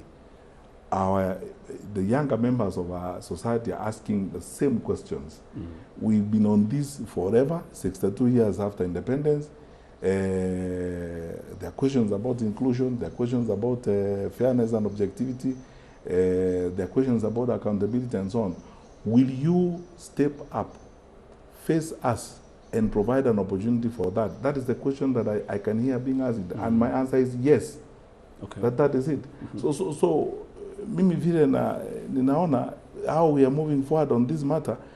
Let us answer the national questions that are being asked. These questions require people who can get something done. Then the usual drama and PR, you are going to see it. You wait until the campaigns proper begin. You know, people are marshalling resources to pay bloggers to clean them, they are paying all manner of things. You will see all these things. It's upon the people of Kenya to decide. And I think what we need, and the question has already been placed, the issue is how do we go forward and ensure that that is done for the sake of our Wacha niulize hii direct, Mheshimiwa, wewe ni kiongozi aina gani? Kwa sababu watu wengine wanakuchukulia kama kiongozi mkali ama mwenye kiburi. Well, you see, first of all, mimi naheshimu mawazo na maoni ya wale wengine, kwa sababu unajua uwezi kujiona wewe mwenyewe. Tofauti ya private and public life ni kwamba ukiwa katika public life, wananchi wanakuona na wanaona ile kazi unafanya, na wao wenyewe ndio wanaweza kusema vile wanakuona. Kwa hivyo kwanza sitaki wakosoa niseme you know, wale wanasema hayo wanasema ubaya kwamba mimi ni kiongozi mkali. Lakini unajua hii jamii yetu ya Kenya, mimi vile naona na nakwambia ukweli, kwa sababu kwa muda mrefu sana tumezoea viongozi wa kuongea na kupiga story na kupiga mdomo. wale viongozi ambao wanazingatia utekelezaji, delivery and getting results done, wanaonekana kama ni viongozi wakali. Mimi nafikiri ukali wangu unatokana na kule kusisitiza kwamba kama tuliamuka kutoka manyumba yetu leo asubuhi, tukaambia watu pale kwa nyumba tunaenda kufanya kazi, tafadhali tuingie pale tufanye kazi. Na hiyo kazi ionekane, itaonekana kabisa na itajizungumzia hiyo kazi yenyewe. Wakati tulikuwa kwa serikali, na nimesema haya mara kwa mara. Mimi nilikuwa namuuliza hata Mheshimiwa Rais wakati mwingine akinipea mamlaka, nilikuwa namuuliza what do you want to achieve? What result do you want to achieve? Wewe unataka kuona nini hapa? Na kila wizara tukienda, Mheshimiwa Rais was very categorical in most cases. You know, aliponipea for example ile task ya Kiomweri, aniambia mimi nataka hii maneno ya Kiomweri ishe in the next 3 months, kwa sababu sitaki kwenda kwa baraza siku nyingine alafu mama achomoke kutoka kwa halaiki ya wananchi pale akipiga mayowe eti bwana yake amekatwa kichwa na mwili hujapatikana. Na mambo kama hayo. Sasa mimi nikiingia hapo, mimi sitaki kuangalia left or right, na focus hiyo result niliambiwa na mkubwa. Ikifika tarehe 30 September tutoe title deed.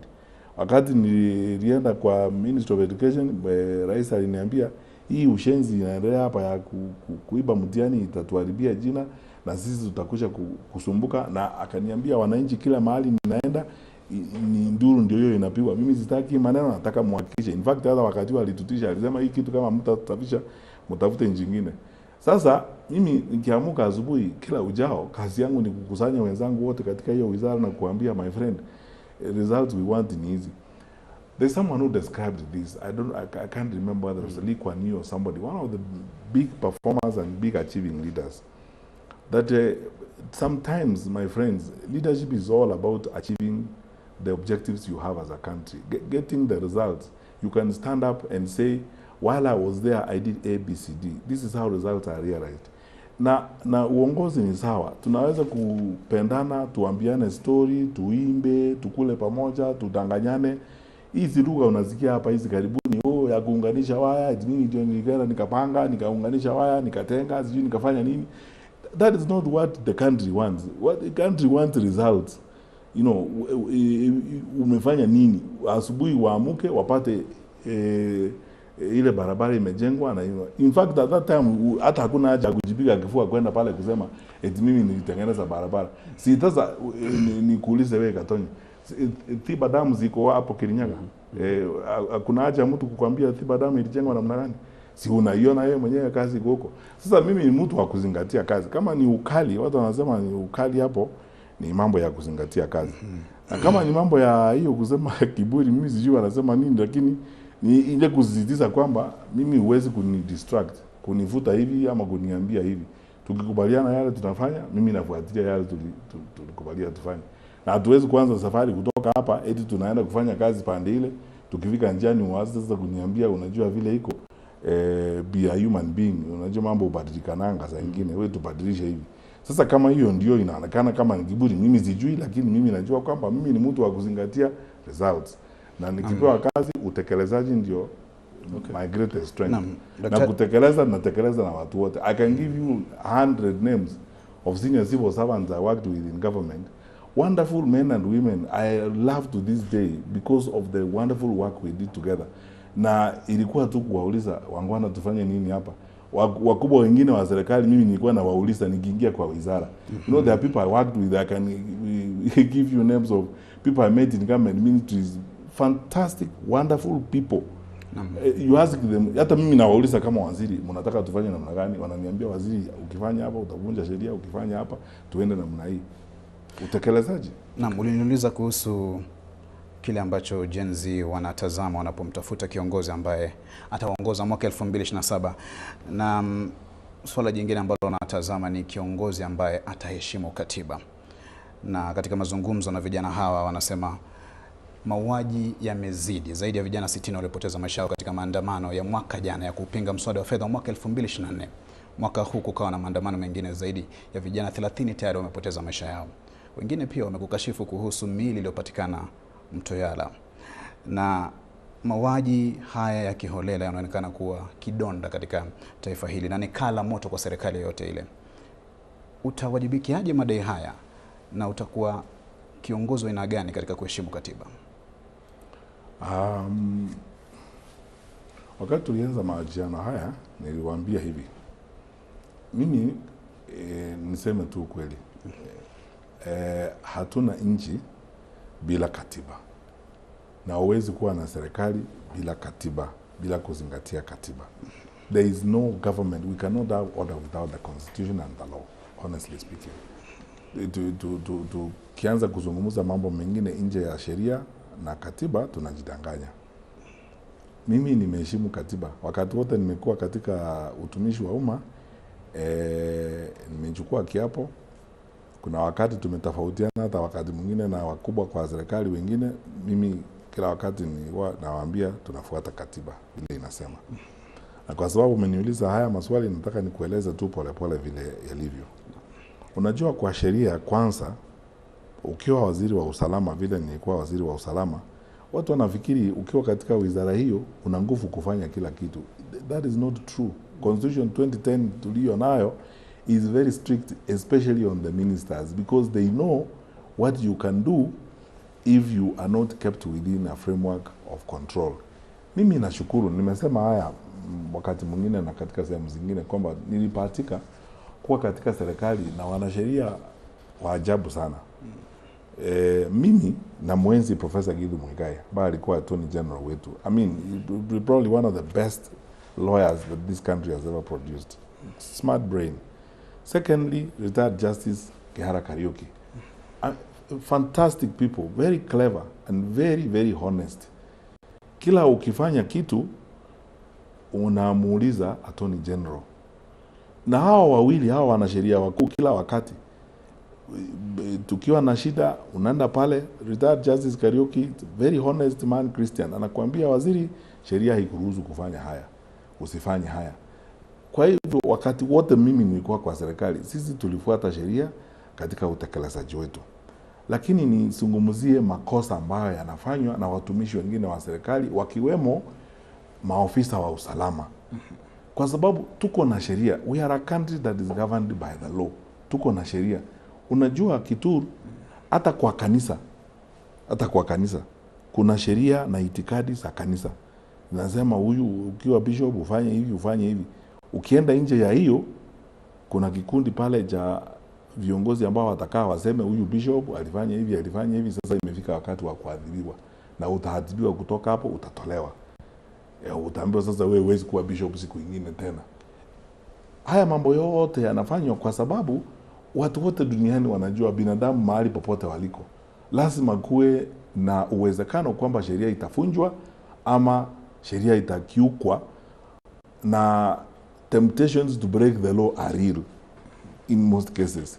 That is why police officers have got standing orders. That the code of conduct everywhere. That is why we have the penal code where crimes have been committed. What I have been emphasizing is that tusianze kuingiza porocho katika mambo ya security, for example. Kwa sababu the advice I took, that I treasure most myself when I was in government, is from some of my senior colleagues in the security sector. And for that, mimi naambia wa Kenya, honestly speaking, tunahitaji kumshukuru Mwenyezi Mungu. Sababu tumekuwa na historia na desturi ya kuwafundisha maofisa wa usalama vizuri sana. Some of our leaders in the security sector are probably the best you can get in the region. And they're wonderful people. Wengi walikuwa wanatushauri musiingize siasa katika mambo ya security. Ikifika katika security, hiyo inatukutanisha sisi wote. Hakuna serikali, hakuna upinzani ikifika maneno ya security. What that means is that we be open and transparent and real serious when it comes to crimes that have been committed. That's why I have said before, mimi ndio mtu wa kwanza kusema kama kuna makosa ilifanyika wakati tulikuwa kwa hiyo wizara, ama makosa ilifanyika na mtu yote, iletwe hadharani so that ijulikane ni makosa gani ilifanyika na nani alifanya hayo makosa. Kwa sababu badala ya kusimama sasa waanze kusema too porojo to condemn people, I believe in the rule of law.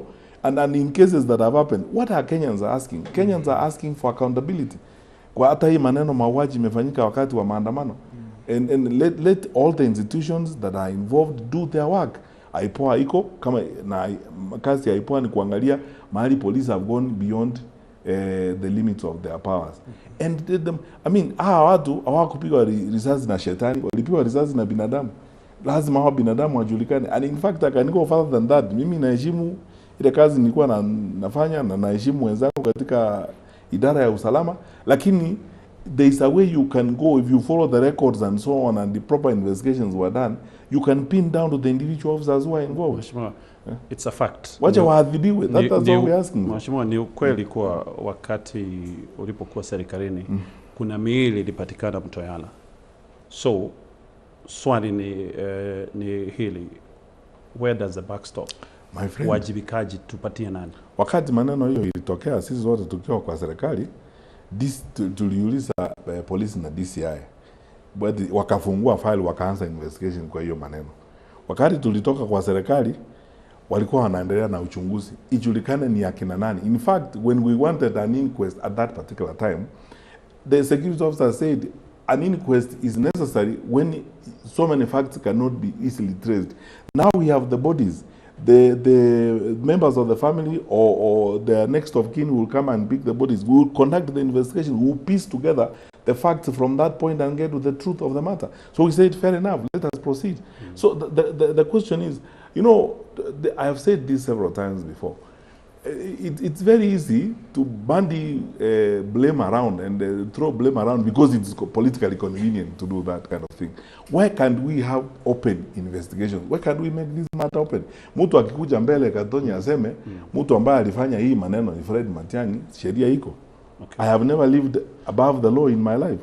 So when you ask me about response, you ask me to make a decision and judgment on a matter that facts have not been brought out to light. And if we go that direction, we are going to repeat the same mistakes that are going on now, where there are problems, and instead of solving the problems, ni siasa tunataka kufanya nayo. Mheshimiwa, tukianza haya mazungumzo, ulisema serikali iko na mkono mrefu, serikali inajua kila kitu kinachofanyika. So sasa hivi unataka kutuambia serikali yenye ulikuwa unafanyia kazi haikujua ama haina habari? That is why Gatonye, the DCI had opened the file. DCI had done investigations. There are reports in those files that need to be looked at.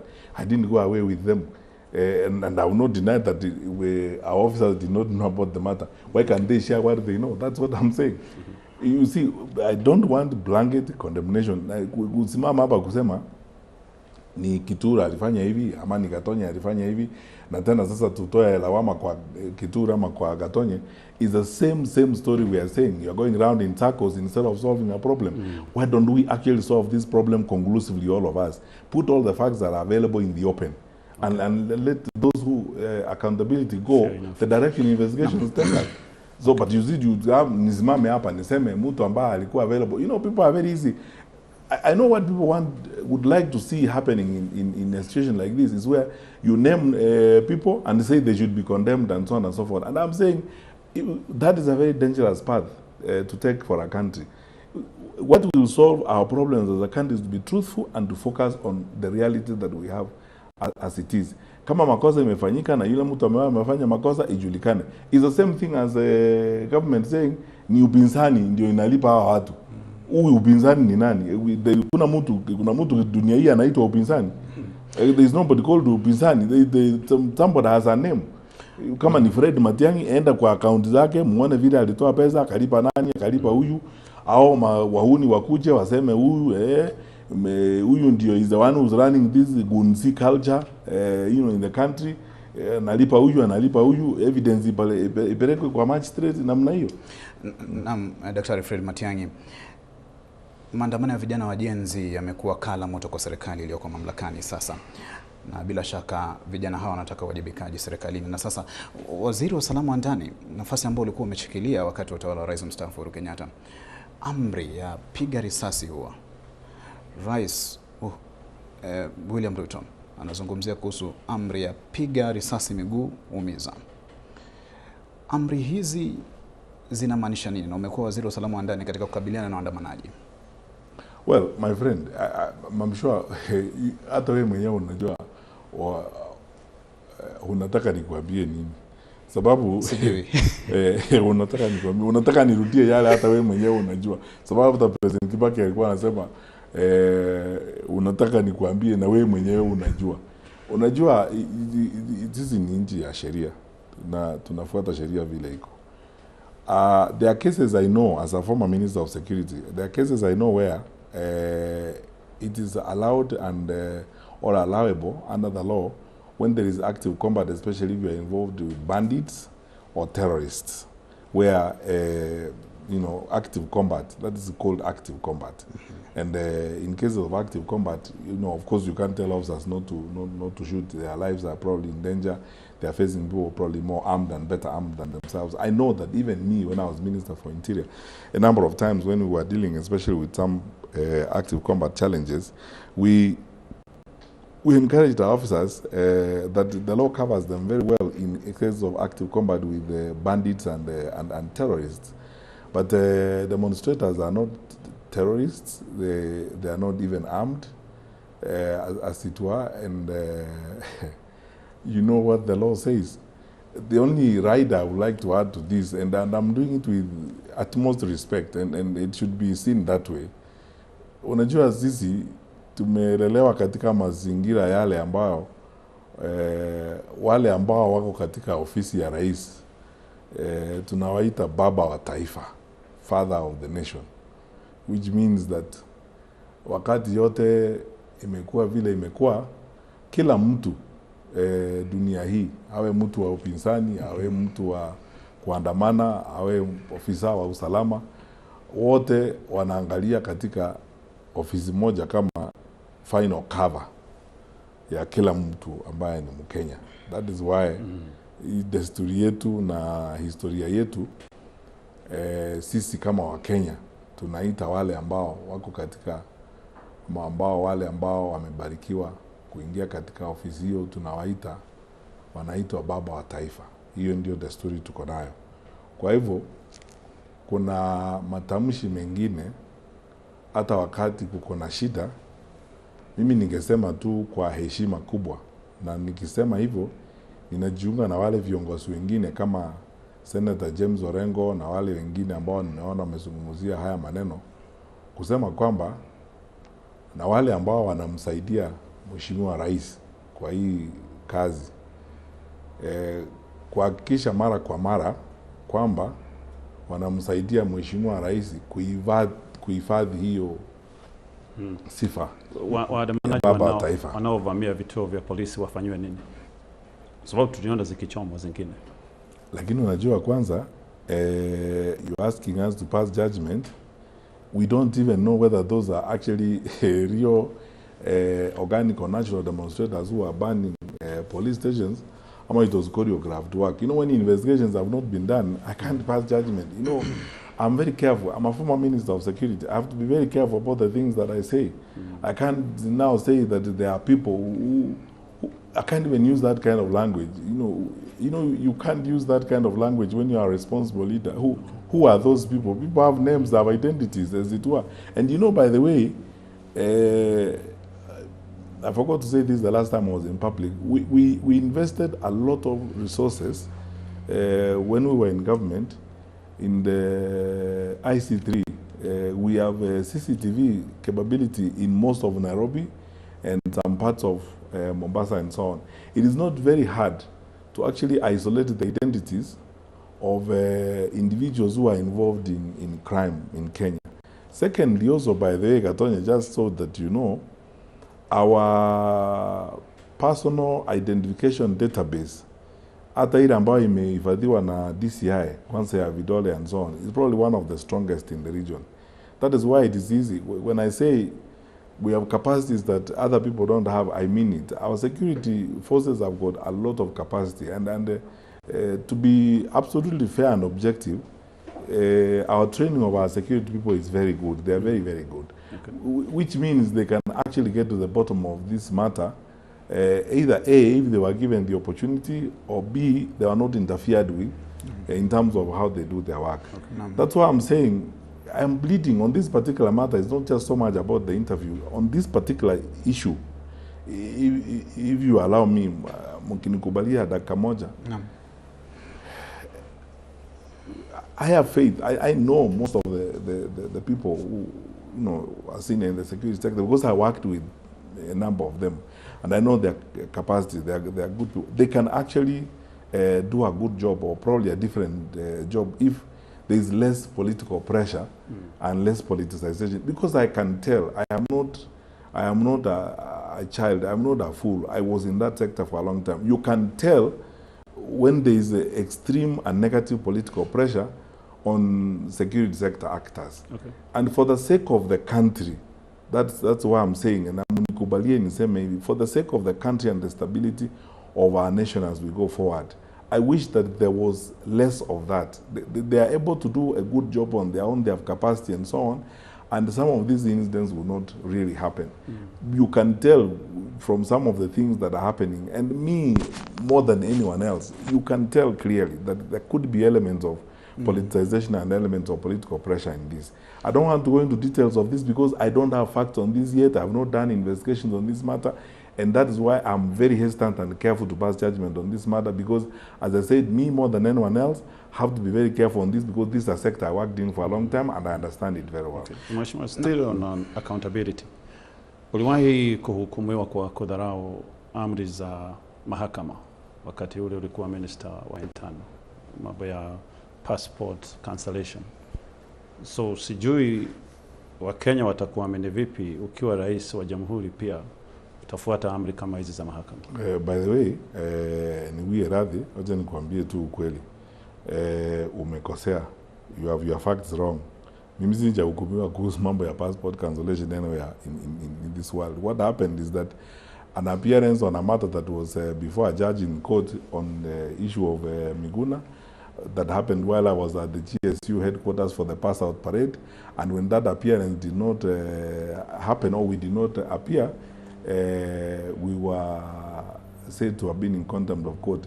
The matter went to the Court of Appeal. I don't want to talk about it because we are always advised not to comment about things when they are make sideline comment on what's in court. But otherwise, the truth of the matter is that there is not a single passport, not one, and I challenge you or anyone else to show me one that I cancelled. Naam, vijana wanalalamikia kuhusu ukatili wa maafisa wa polisi, na bila shaka ulikuwa waziri wa usalama wa ndani. Na hali ni ya kutomausha vijana wanapojitokeza barabarani kuandamana kuhusu utawala, na tumeona hata baadhi ya maafisa wa polisi wakilalamika kuhusu hali ilivyo, pamoja na ukiukaji wa haki za binadamu na amri ambazo wanasema hazijafuata katiba kutoka kwa wakubwa wao. Wakati huo huo, vijana hawa wamechangamka katika mitandao ya kijamii, wana uwezo wa kubainisha afisa wa polisi ambaye anahusika na ukatili. Tazama kisa cha mchuzi wa barakoa Boniface Kariuki aliyepigwa risasi na Cleancy Barasa, afisa wa polisi. Je, vijana hawa katika masuala haya ya usalama wameinasa serikali katika kuwajibisha maafisa wa polisi katili? You know, if I may take this moment pia kuwaelimisha wasikilizaji na watazamaji. Kitur, our policing culture by tradition inaitwa policing in a civilian government context, kwamba serikali iliyoko katika Kenya imechaguliwa na wananchi, so that it's a civilian government that is playing oversight over the country. We are not a police state, or we are not a military state, as it were. Therefore, any actions by security forces are guided by the oversight of the civilian leaders of government. That's what happens. And tumebarikiwa tangu uhuru wetu 1963, hatujakuwa na wakati tuko katika chini ya ulinzi wa jeshi ama ulinzi wa security ambao hauzingatii katiba. Maana yake ni hii.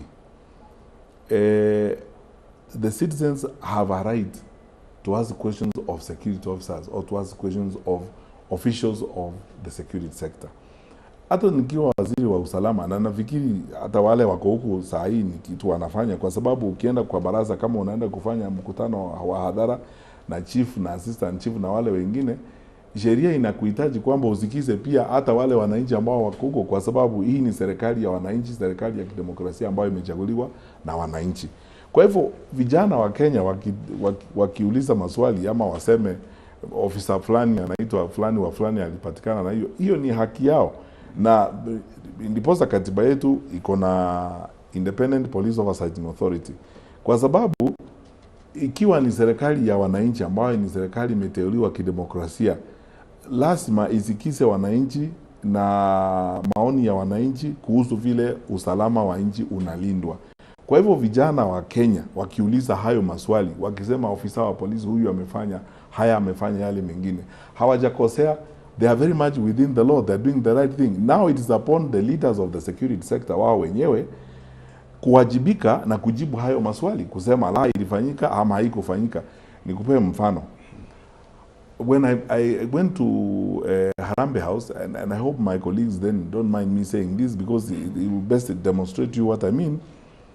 Wakati nilifika pale, IPOA ilikuwa inaongozwa na Macharia Ncheru. He was the chairman of IPOA. Until the time I arrived there had never been a meeting between IPOA and the Minister for Interior. There was a relationship of animosity of some kind at that time. Mimi hata nilimpigia Macharia Ncheru simu, nikamwambia hata nataka kuja kwa ofisi ya IPOA. Tuzungumze pale. Nikaenda pale, yeye mwenyewe akanieleza. Nikaongea na Joseph Boynet, was the Inspector General of Police.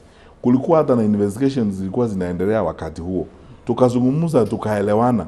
Kila mtu afanye kazi yake. IPOA iko na kazi yake ya kufanya, sisi wizara tuko na kazi yetu ya kufanya, na Inspector General wa Police ako na kazi yake ya kufanya. Na sheria inaeleza vile kila mmoja wetu atafanya kazi yetu. Kwa mfano, ukiwa waziri wa usalama, you cannot instruct the Inspector General of Police under the law. You can't. I mean, show me the law that allows you as a Minister for Interior to instruct the Inspector General. And I keep saying, mimi wakati nilikuwa hapo niliandika barua mbili. Niliandikia Boynet barua moja na niliandikia Mutiambai barua nyingine. Na kila wakati niliandika hizo barua, nilipitisha kwa Attorney General anieleze kama nimevunja sheria ama sijavunja sheria. Kwa hivyo wananchi kuhusika na kazi ya polisi ni mambo ya kawaida, ni sawa, hawajafanya makosa yoyote. Ni wajibu wa wale ambao sasa wanasimamia idara hizo kuwajibika, kuchukua hayo ambayo yanaletwa, maoni ambayo yanaletwa. Hata sisi wakati tulikuwa kwa serikali tulipata memorandum nyingi, kila mahali nilikuwa naenda, nilikuwa mkutano Malindi, wakati mwingine hata kuna kesi zingine wewe mwenyewe huwezi kujua ukiwa hapa Nairobi. Wakati mwingine nilienda Malindi, nikapata familia nyingine wananingojea nje ya mkutano, mahali tulikuwa kwa mkutano, kusema kulikuwa na kesi ambayo ofisa wa polisi alikuwa amemnajisi mtoto pale, very ugly incident that had happened, na there was delay in terms of investigation and so on. Nikiwa hapo nilimpigia Inspector General simu, nikamwambia nimeambiwa haya mambo imefanyika namna hii. I can't announce here, you know, by the way, I can't discipline a police officer under the law. I'm the Minister for Interior, yes, but I can't discipline a police officer under the law. Sasa hii maneno wewe mwenyewe ndio utachukulia. Boynet alichukulia hayo maneno, kuanza mambo yao ya order room proceedings and so on and so forth, vile inatakiwa kufanya. So there is nothing new. I mean, I don't even see why we are spending time on discussing. If somebody says for example, or takes a picture or gets an officer getting involved in something and they complain to, that is what they are supposed to do. That is very much within the law. That is what they are supposed to do. And what they are doing is actually the correct thing. And I commend them for doing that. Now, the ball is in the court of those who are supposed to act. Wachukue mambo yote, waseme sasa tulipata ripoti hii, Gatonyi ameleta hii, Kithure alileta hii, na Fred Matiang'i alileta hii, na huyu mwingine alileta hii, lakini tumechunguza haya yote, tumepata ripoti ni hii na hii na hii. Hivyo ndivyo nchi inaendeshwa. There is nothing new in my honest view. Okay. And they are right to do that. Sure. Yeah. Mheshimiwa, tumalizie na masuala ya IEBC. Watu wengine wanasema hawana imani kabisa na IEBC ilivyo sasa. Sijui kauli yako ni gani? Waliabishwa last week. Yes, yes. Ninaelewa. Mimi sitaki, you know, I'm hesitant because I want to measure my responses, na nataka kuzungumzia maneno ambayo mimi najua ni ya kweli. Na ningependa kufanya uchunguzi kidogo na nisikize wengine. But what I need to say is this. Hii nchi yetu mahali tuko sahi, we cannot afford games around IEBC. Sababu tulienda kwa shida 2007 kwa sababu watu walikosa imani kwa IEBC, wakakosa imani kwa mahakama. Na hatuwezi kukosa imani kwa IEBC ama tukosa imani kwa mahakama ama vitengo vingine vya serikali alafu tufikiri tutakuwa na amani. Wale ambao wameingia IEBC, mimi sitaki kuanza kupass judgment kwanza. Ninataka kusema waelewe kwamba hatuwezi kuwa na amani kwa nchi hii kama wananchi wanafikiria kuna mchezo around IBC, na wasidhubutu kuleta mchezo kwa area hiyo, kwa sababu mchezo kwa area hiyo inamaanisha shida huko mbele. Mimi ningependa tutashauriana na wenzangu, tutakaa chini, tutawaangalia vile wanafanya kazi, lakini nawahakikishia kwamba ikiwa ni msunguko ile ya kawaida na games hizi tunasikia zinapigwa hapa, hakika kutakuwa na shida. Wao ni Wakenya, wanaelewa nchi hii na wanaelewa mahali nchi hii iko. The best thing that can ever happen to this country is a free, fair and transparent election. Okay. The absence of that means unimaginable things I don't want to talk about. So for now, I don't want to pass judgment myself. All I want to insist is that I hope, I mean, they are not, I looked at their papers, wanaonekana wengine watu wamesoma sana, wengine ninawajua kwa sababu I know their qualifications, lakini waelewe kwamba tuliingia kwa shida nchi, tuko na historia ya kuingia kwa shida kwa sababu watu walipoteza imani katika IBC. Sasa ni jukumu lao kuhakikisha kwamba Wakenya wana imani katika kazi yao, kwa sababu hiyo imani kama haitakuwepo inamaanisha tunaenda kwa shida. Baadhi ya viongozi wengine kama Women Rep wa Wajir amenukuliwa na vyombo vya habari akisema watamuibia President Rais William Ruto kura. Sijui mnalichukuliaje hili jambo? Unajua, hiyo ndio yale maneno nilikuwa nasema mbeleni.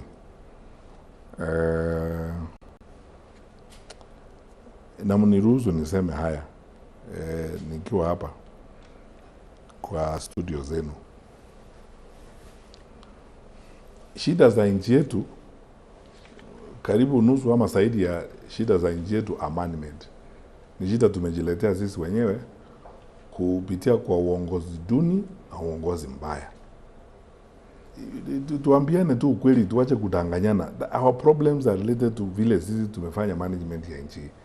Na maneno kama hayo ambayo unaniuliza. Ukiangalia matamshi ya viongozi wengine, saa ingine unashangaa sana. Unakasirika. Kama ingekuwa mambo ambayo ni very serious kwa stability ya nchi yetu, ungesikia kucheka, kwa sababu inawezekanaje tuko na shida kwa nchi, alafu watu wakubwa, viongozi ambao wamechaguliwa wanasema ni kabila moja iko na shida.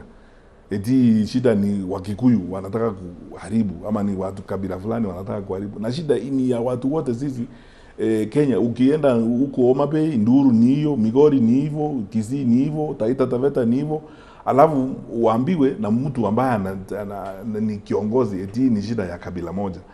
Na tuko na shida hii yote katika Jamhuri ya Kenya. Badala ya kusuluhisha haya maneno, ndio niliwaambia mbeleni, shida tumekuwa nayo katika area hii tuko nayo. Hata last week nilikuwa kwa mkutano na viongozi wengine wa mashirika ya kibinafsi. Nilikuwa nawaambia desturi ya nchi, by this time we should not even be talking about elections. Kwa sababu tuko na serikali, lakini tumefika hapa, people are talking about elections and change of government because of the suffering and the problems they have had. Sisi wote sisi ni wazimu tuanze kuzungumza sasa maneno ya kura and so on. As a developing country, sahi tunapaswa kuwa to concentrate katika area ya kutengeneza nchi, tufike mahali maybe mwaka moja to elections is when you start talking about campaigns and going to meetings and so on. Lakini sasa wananchi wanatezeka, ndiposa wanauliza haya maneno. Sasa hayo matamshi unasema ya kusema eti tutaiba kura kama hazitatosha, ndio njia moja ya kuleta shida katika taifa. Na hao ambao wanazungumza hayo, wanafikiri wanazungumza kwa sababu wanampendekeza ama wanamuunga mkono kiongozi wa taifa.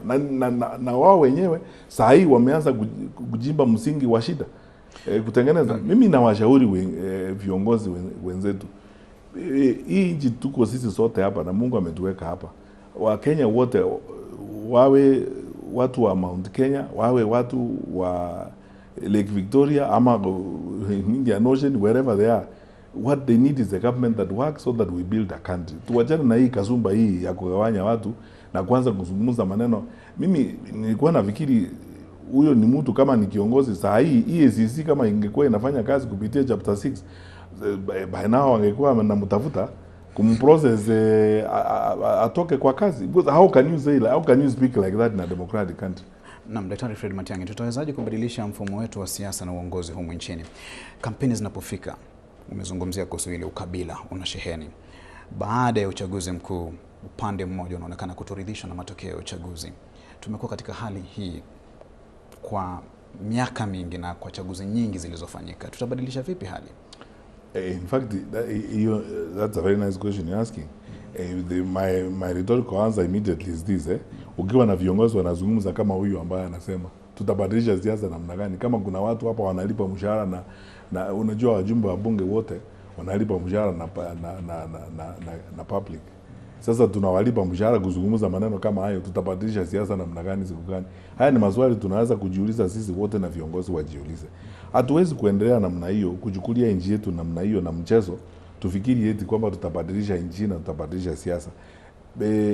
That is why mimi narudia yale ambayo nilikuwa nasema mbeleni. Tafadhali Wakenya wenzangu, hii safari tunaenda mbele ya kutafuta uongozi na kutafuta mabadiliko katika uongozi wa taifa letu tukufu la Kenya.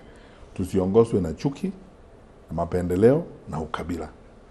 Kama tunasema kuna kitu ambacho kinahitaji kubadilishwa, tuzungumzie hilo jambo kama watu wazalendo ambao wanapenda nchi yao. Hivyo ndivyo tutabadilisha siasa ya nchi yetu. Tukianza sasa kusimama hapa kusema ni kabila fulani ama ni kabila fulani, ni kama kusema Kituru, mimi nikipatika Mwenyezi Mungu, majaliwa ya Mwenyezi Mungu na Wakenya kwa mapenzi yao wanipee nafasi niwe rais wa nchi hii, kazi inishinde. Alafu sasa ile kazi imenishinda nianze kusema unajua ni Wakalenjin wanataka kunisumbua. Kwani Wakalenjin wanisumbue? Wanataka huduma. Niwapee huduma, niende pale niwatumikie kama kiongozi wao. Wanahitaji masuala kama ni kilimo niyafanye. Capitation ikienda kwa shule inaenda shule zote, kila mwana Kenya anatosheka. Kama kuna mambo ya usalama, kila mwana Kenya mahali yako, awe Kericho, awe Nyeri, awe Bomet, awe Nyamira, awe kila apate huduma. Kwa nini nianze kusema wananisumbua? Kwa nini wanisumbue? Kwa hivyo hatuwezi kubadilisha siasa yetu mpaka wakati ule sisi wenyewe tutazingatia mambo ya kazi, huduma na utekelezaji wa miradi ya maendeleo ya nchi yetu. If we are not going to be focused on development, solution seeking and fixing the challenges of our country, we will continue. Na ukiniruhusu kwa dakika moja, haya mambo yote yanazungumzwa kwa sababu ya Waswahili wanasema mchagua jembe. Sasa kazi huwa ni kutuambia, sasa mambo wanatuambia ni story badala ya kazi. Mtu akikuja mbele yako anataka huduma, umpea huduma aende. Wakati mwingine hata kubuka ulikuwa kabila gani and so on. Sasa watu na story na wimbo tulianza kuimba ni Uhuru na hiyo serikali yake, mwaka mzima ukapotea. Mwaka wa pili tukaimba ni Raila na Wajaluo na Azimio, mwaka ukaenda. Tumeingia sasa wimbo mwingine mpya, mwaka huu unaenda. Next year tuanze wimbo mwingine. Tufanye kazi, that is it. Naomba nikurudisha nyuma kidogo kuhusu mauaji ya kiholela. Na kutokana na hali hii ya mauaji ya kiholela, sasa aliyekuwa Jaji Mkuu David Maraga anazungumzia kuhusu uwezekano wa Rais William Ruto kujipata katika mahakama ya kimataifa ya makosa ya jinai ICC. Vile vile tumemwona mshirika wako wa kisiasa, kiongozi wa chama cha DCP Rigathi Gachagua anazungumzia kuhusu hilo. Hii ni njama ya upinzani ama ndo hali halisi ya mambo? Unajua hiyo inaitwa conspiracy theories. Ni vile mtu anakuambia umevaa shati nyekundu na tai nyekundu, unaanza kusema hao watu walinipangia. Walikupangia wapi na shati nyekundu umevaa? Ni straightforward matter, you can see. Sasa unajua watu wakisema makosa imefanyika na sisi wenyewe we have signed up to the statutes and so on. And when we have signed up to the Rome Statute and all these, investigations will follow. Sasa unaweza kusema ni watu fulani wamekupangia. Watu gani? Unajua hii conspiracy yote na hii projo inatokana wakati watu hawafanyi kazi. Unajua ni ile tulikuwa tunacheka zamani tukiwa shule, I did not do my homework because I got to my books. Or because the river was overflowing and so on and so. I mean, what, honestly speaking, anyway, siku hizi watu wananiadvise kwamba kwa sababu ninataka kuuliza kazi ya kitaifa ni badilisha lugha yangu. You know, long time ago I used to say that is absolute nonsense. Liseme hapa. Yeah. It's absolute nonsense. The truth is supposed to be what it is. You can see what it is. Ukifanya kitu umefanya kitu. Huwezi kuanza kusema ni fulani wananipangia, ni fulani walinipangia, ni yule mwingine alinipangia. Wanakupangia kwa nini? I mean it's a straightforward kazi. Kama nikiamuka asubuhi naendesha gari nikienda town, niende nigonge mtu wa bodaboda pale kwa makosa. What is the best thing to do? Nisimamishe gari nitoke nje nimwambie Muungwana I'm sorry mimi sikuwa naona unavuka hapa ama kuna makosa, traffic police officer atakuja Katonya atuambie Katonya ako right, wewe uko wrong and so on. Na ukiambiwa hivyo mwambie insurance ni pesa ngapi, that's why I've taken insurance. Why do we take, this is why I find maybe that's why I'm not fit for politics. Why do we straightforward issues that are clear? Ni kitu wewe unaweza kuona hadharani mchana unaona vile iko. Alafu unasema umepangiwa. Kuna mtu anaitwa upinzani dunia hii. Hakuna mtu anaitwa upinzani. Hii ni mambo inaonekana wazi. Kwa hivyo mimi sijui nikukuambia directly. Mimi sijui njama ya mtu yeyote. Hao wote viongozi ambao wanazungumzia hayo maneno, wanazungumzia mambo ambayo yako. Ukifanya makosa utaadhibiwa. Kama utaadhibiwa kitaifa, utaadhibiwa kimataifa. So mbona tulisaini Rome Statutes kama hatuamini kuadhibiwa kimataifa? Lakini pia tumesikia, si unajua marais ambao wako saa hii former president Charles Taylor of Liberia is seated in jail. Kwa nini? Alikuwa anapeperusha na anapeleka silaha Sierra Leone kwa rebels ambao wanakata watu mikono and so on.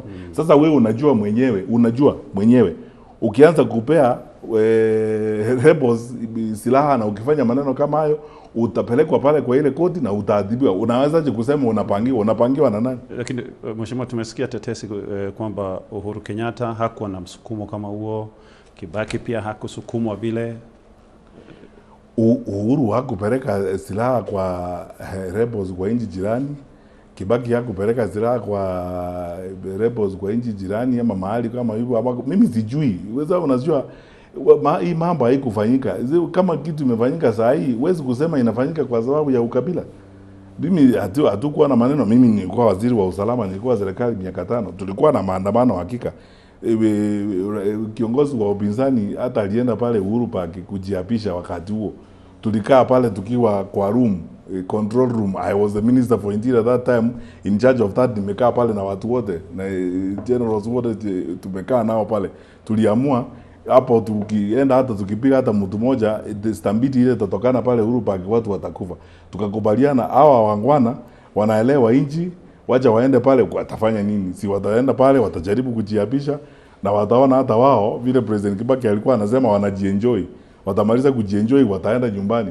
Na walienda nyumbani wakati walimaliza kujienjoy, hakukuwa na risasi ilitupwa, hakuna mtu aliuawa. Tulikuwa hapa siku hiyo. Sasa uwezi kusema mbona siku ile hatukumpangia Uhuru. Uhuru alipiga nani risasi? Uhuru Park yule alienda akajaribu kujiabisha akajienjoy pale. Saa 12 ikafika jioni, kila mtu tukaenda zote nyumbani. Hata Uhuru wako hapa alikuwa Ethiopia kwa mkutano, alipokuja nyumbani akaendesha gari mzuri, akaenda nyumbani. Hatukuwa na shida, hakuna mtu alipigwa risasi, hakuna mtu alisumbuliwa.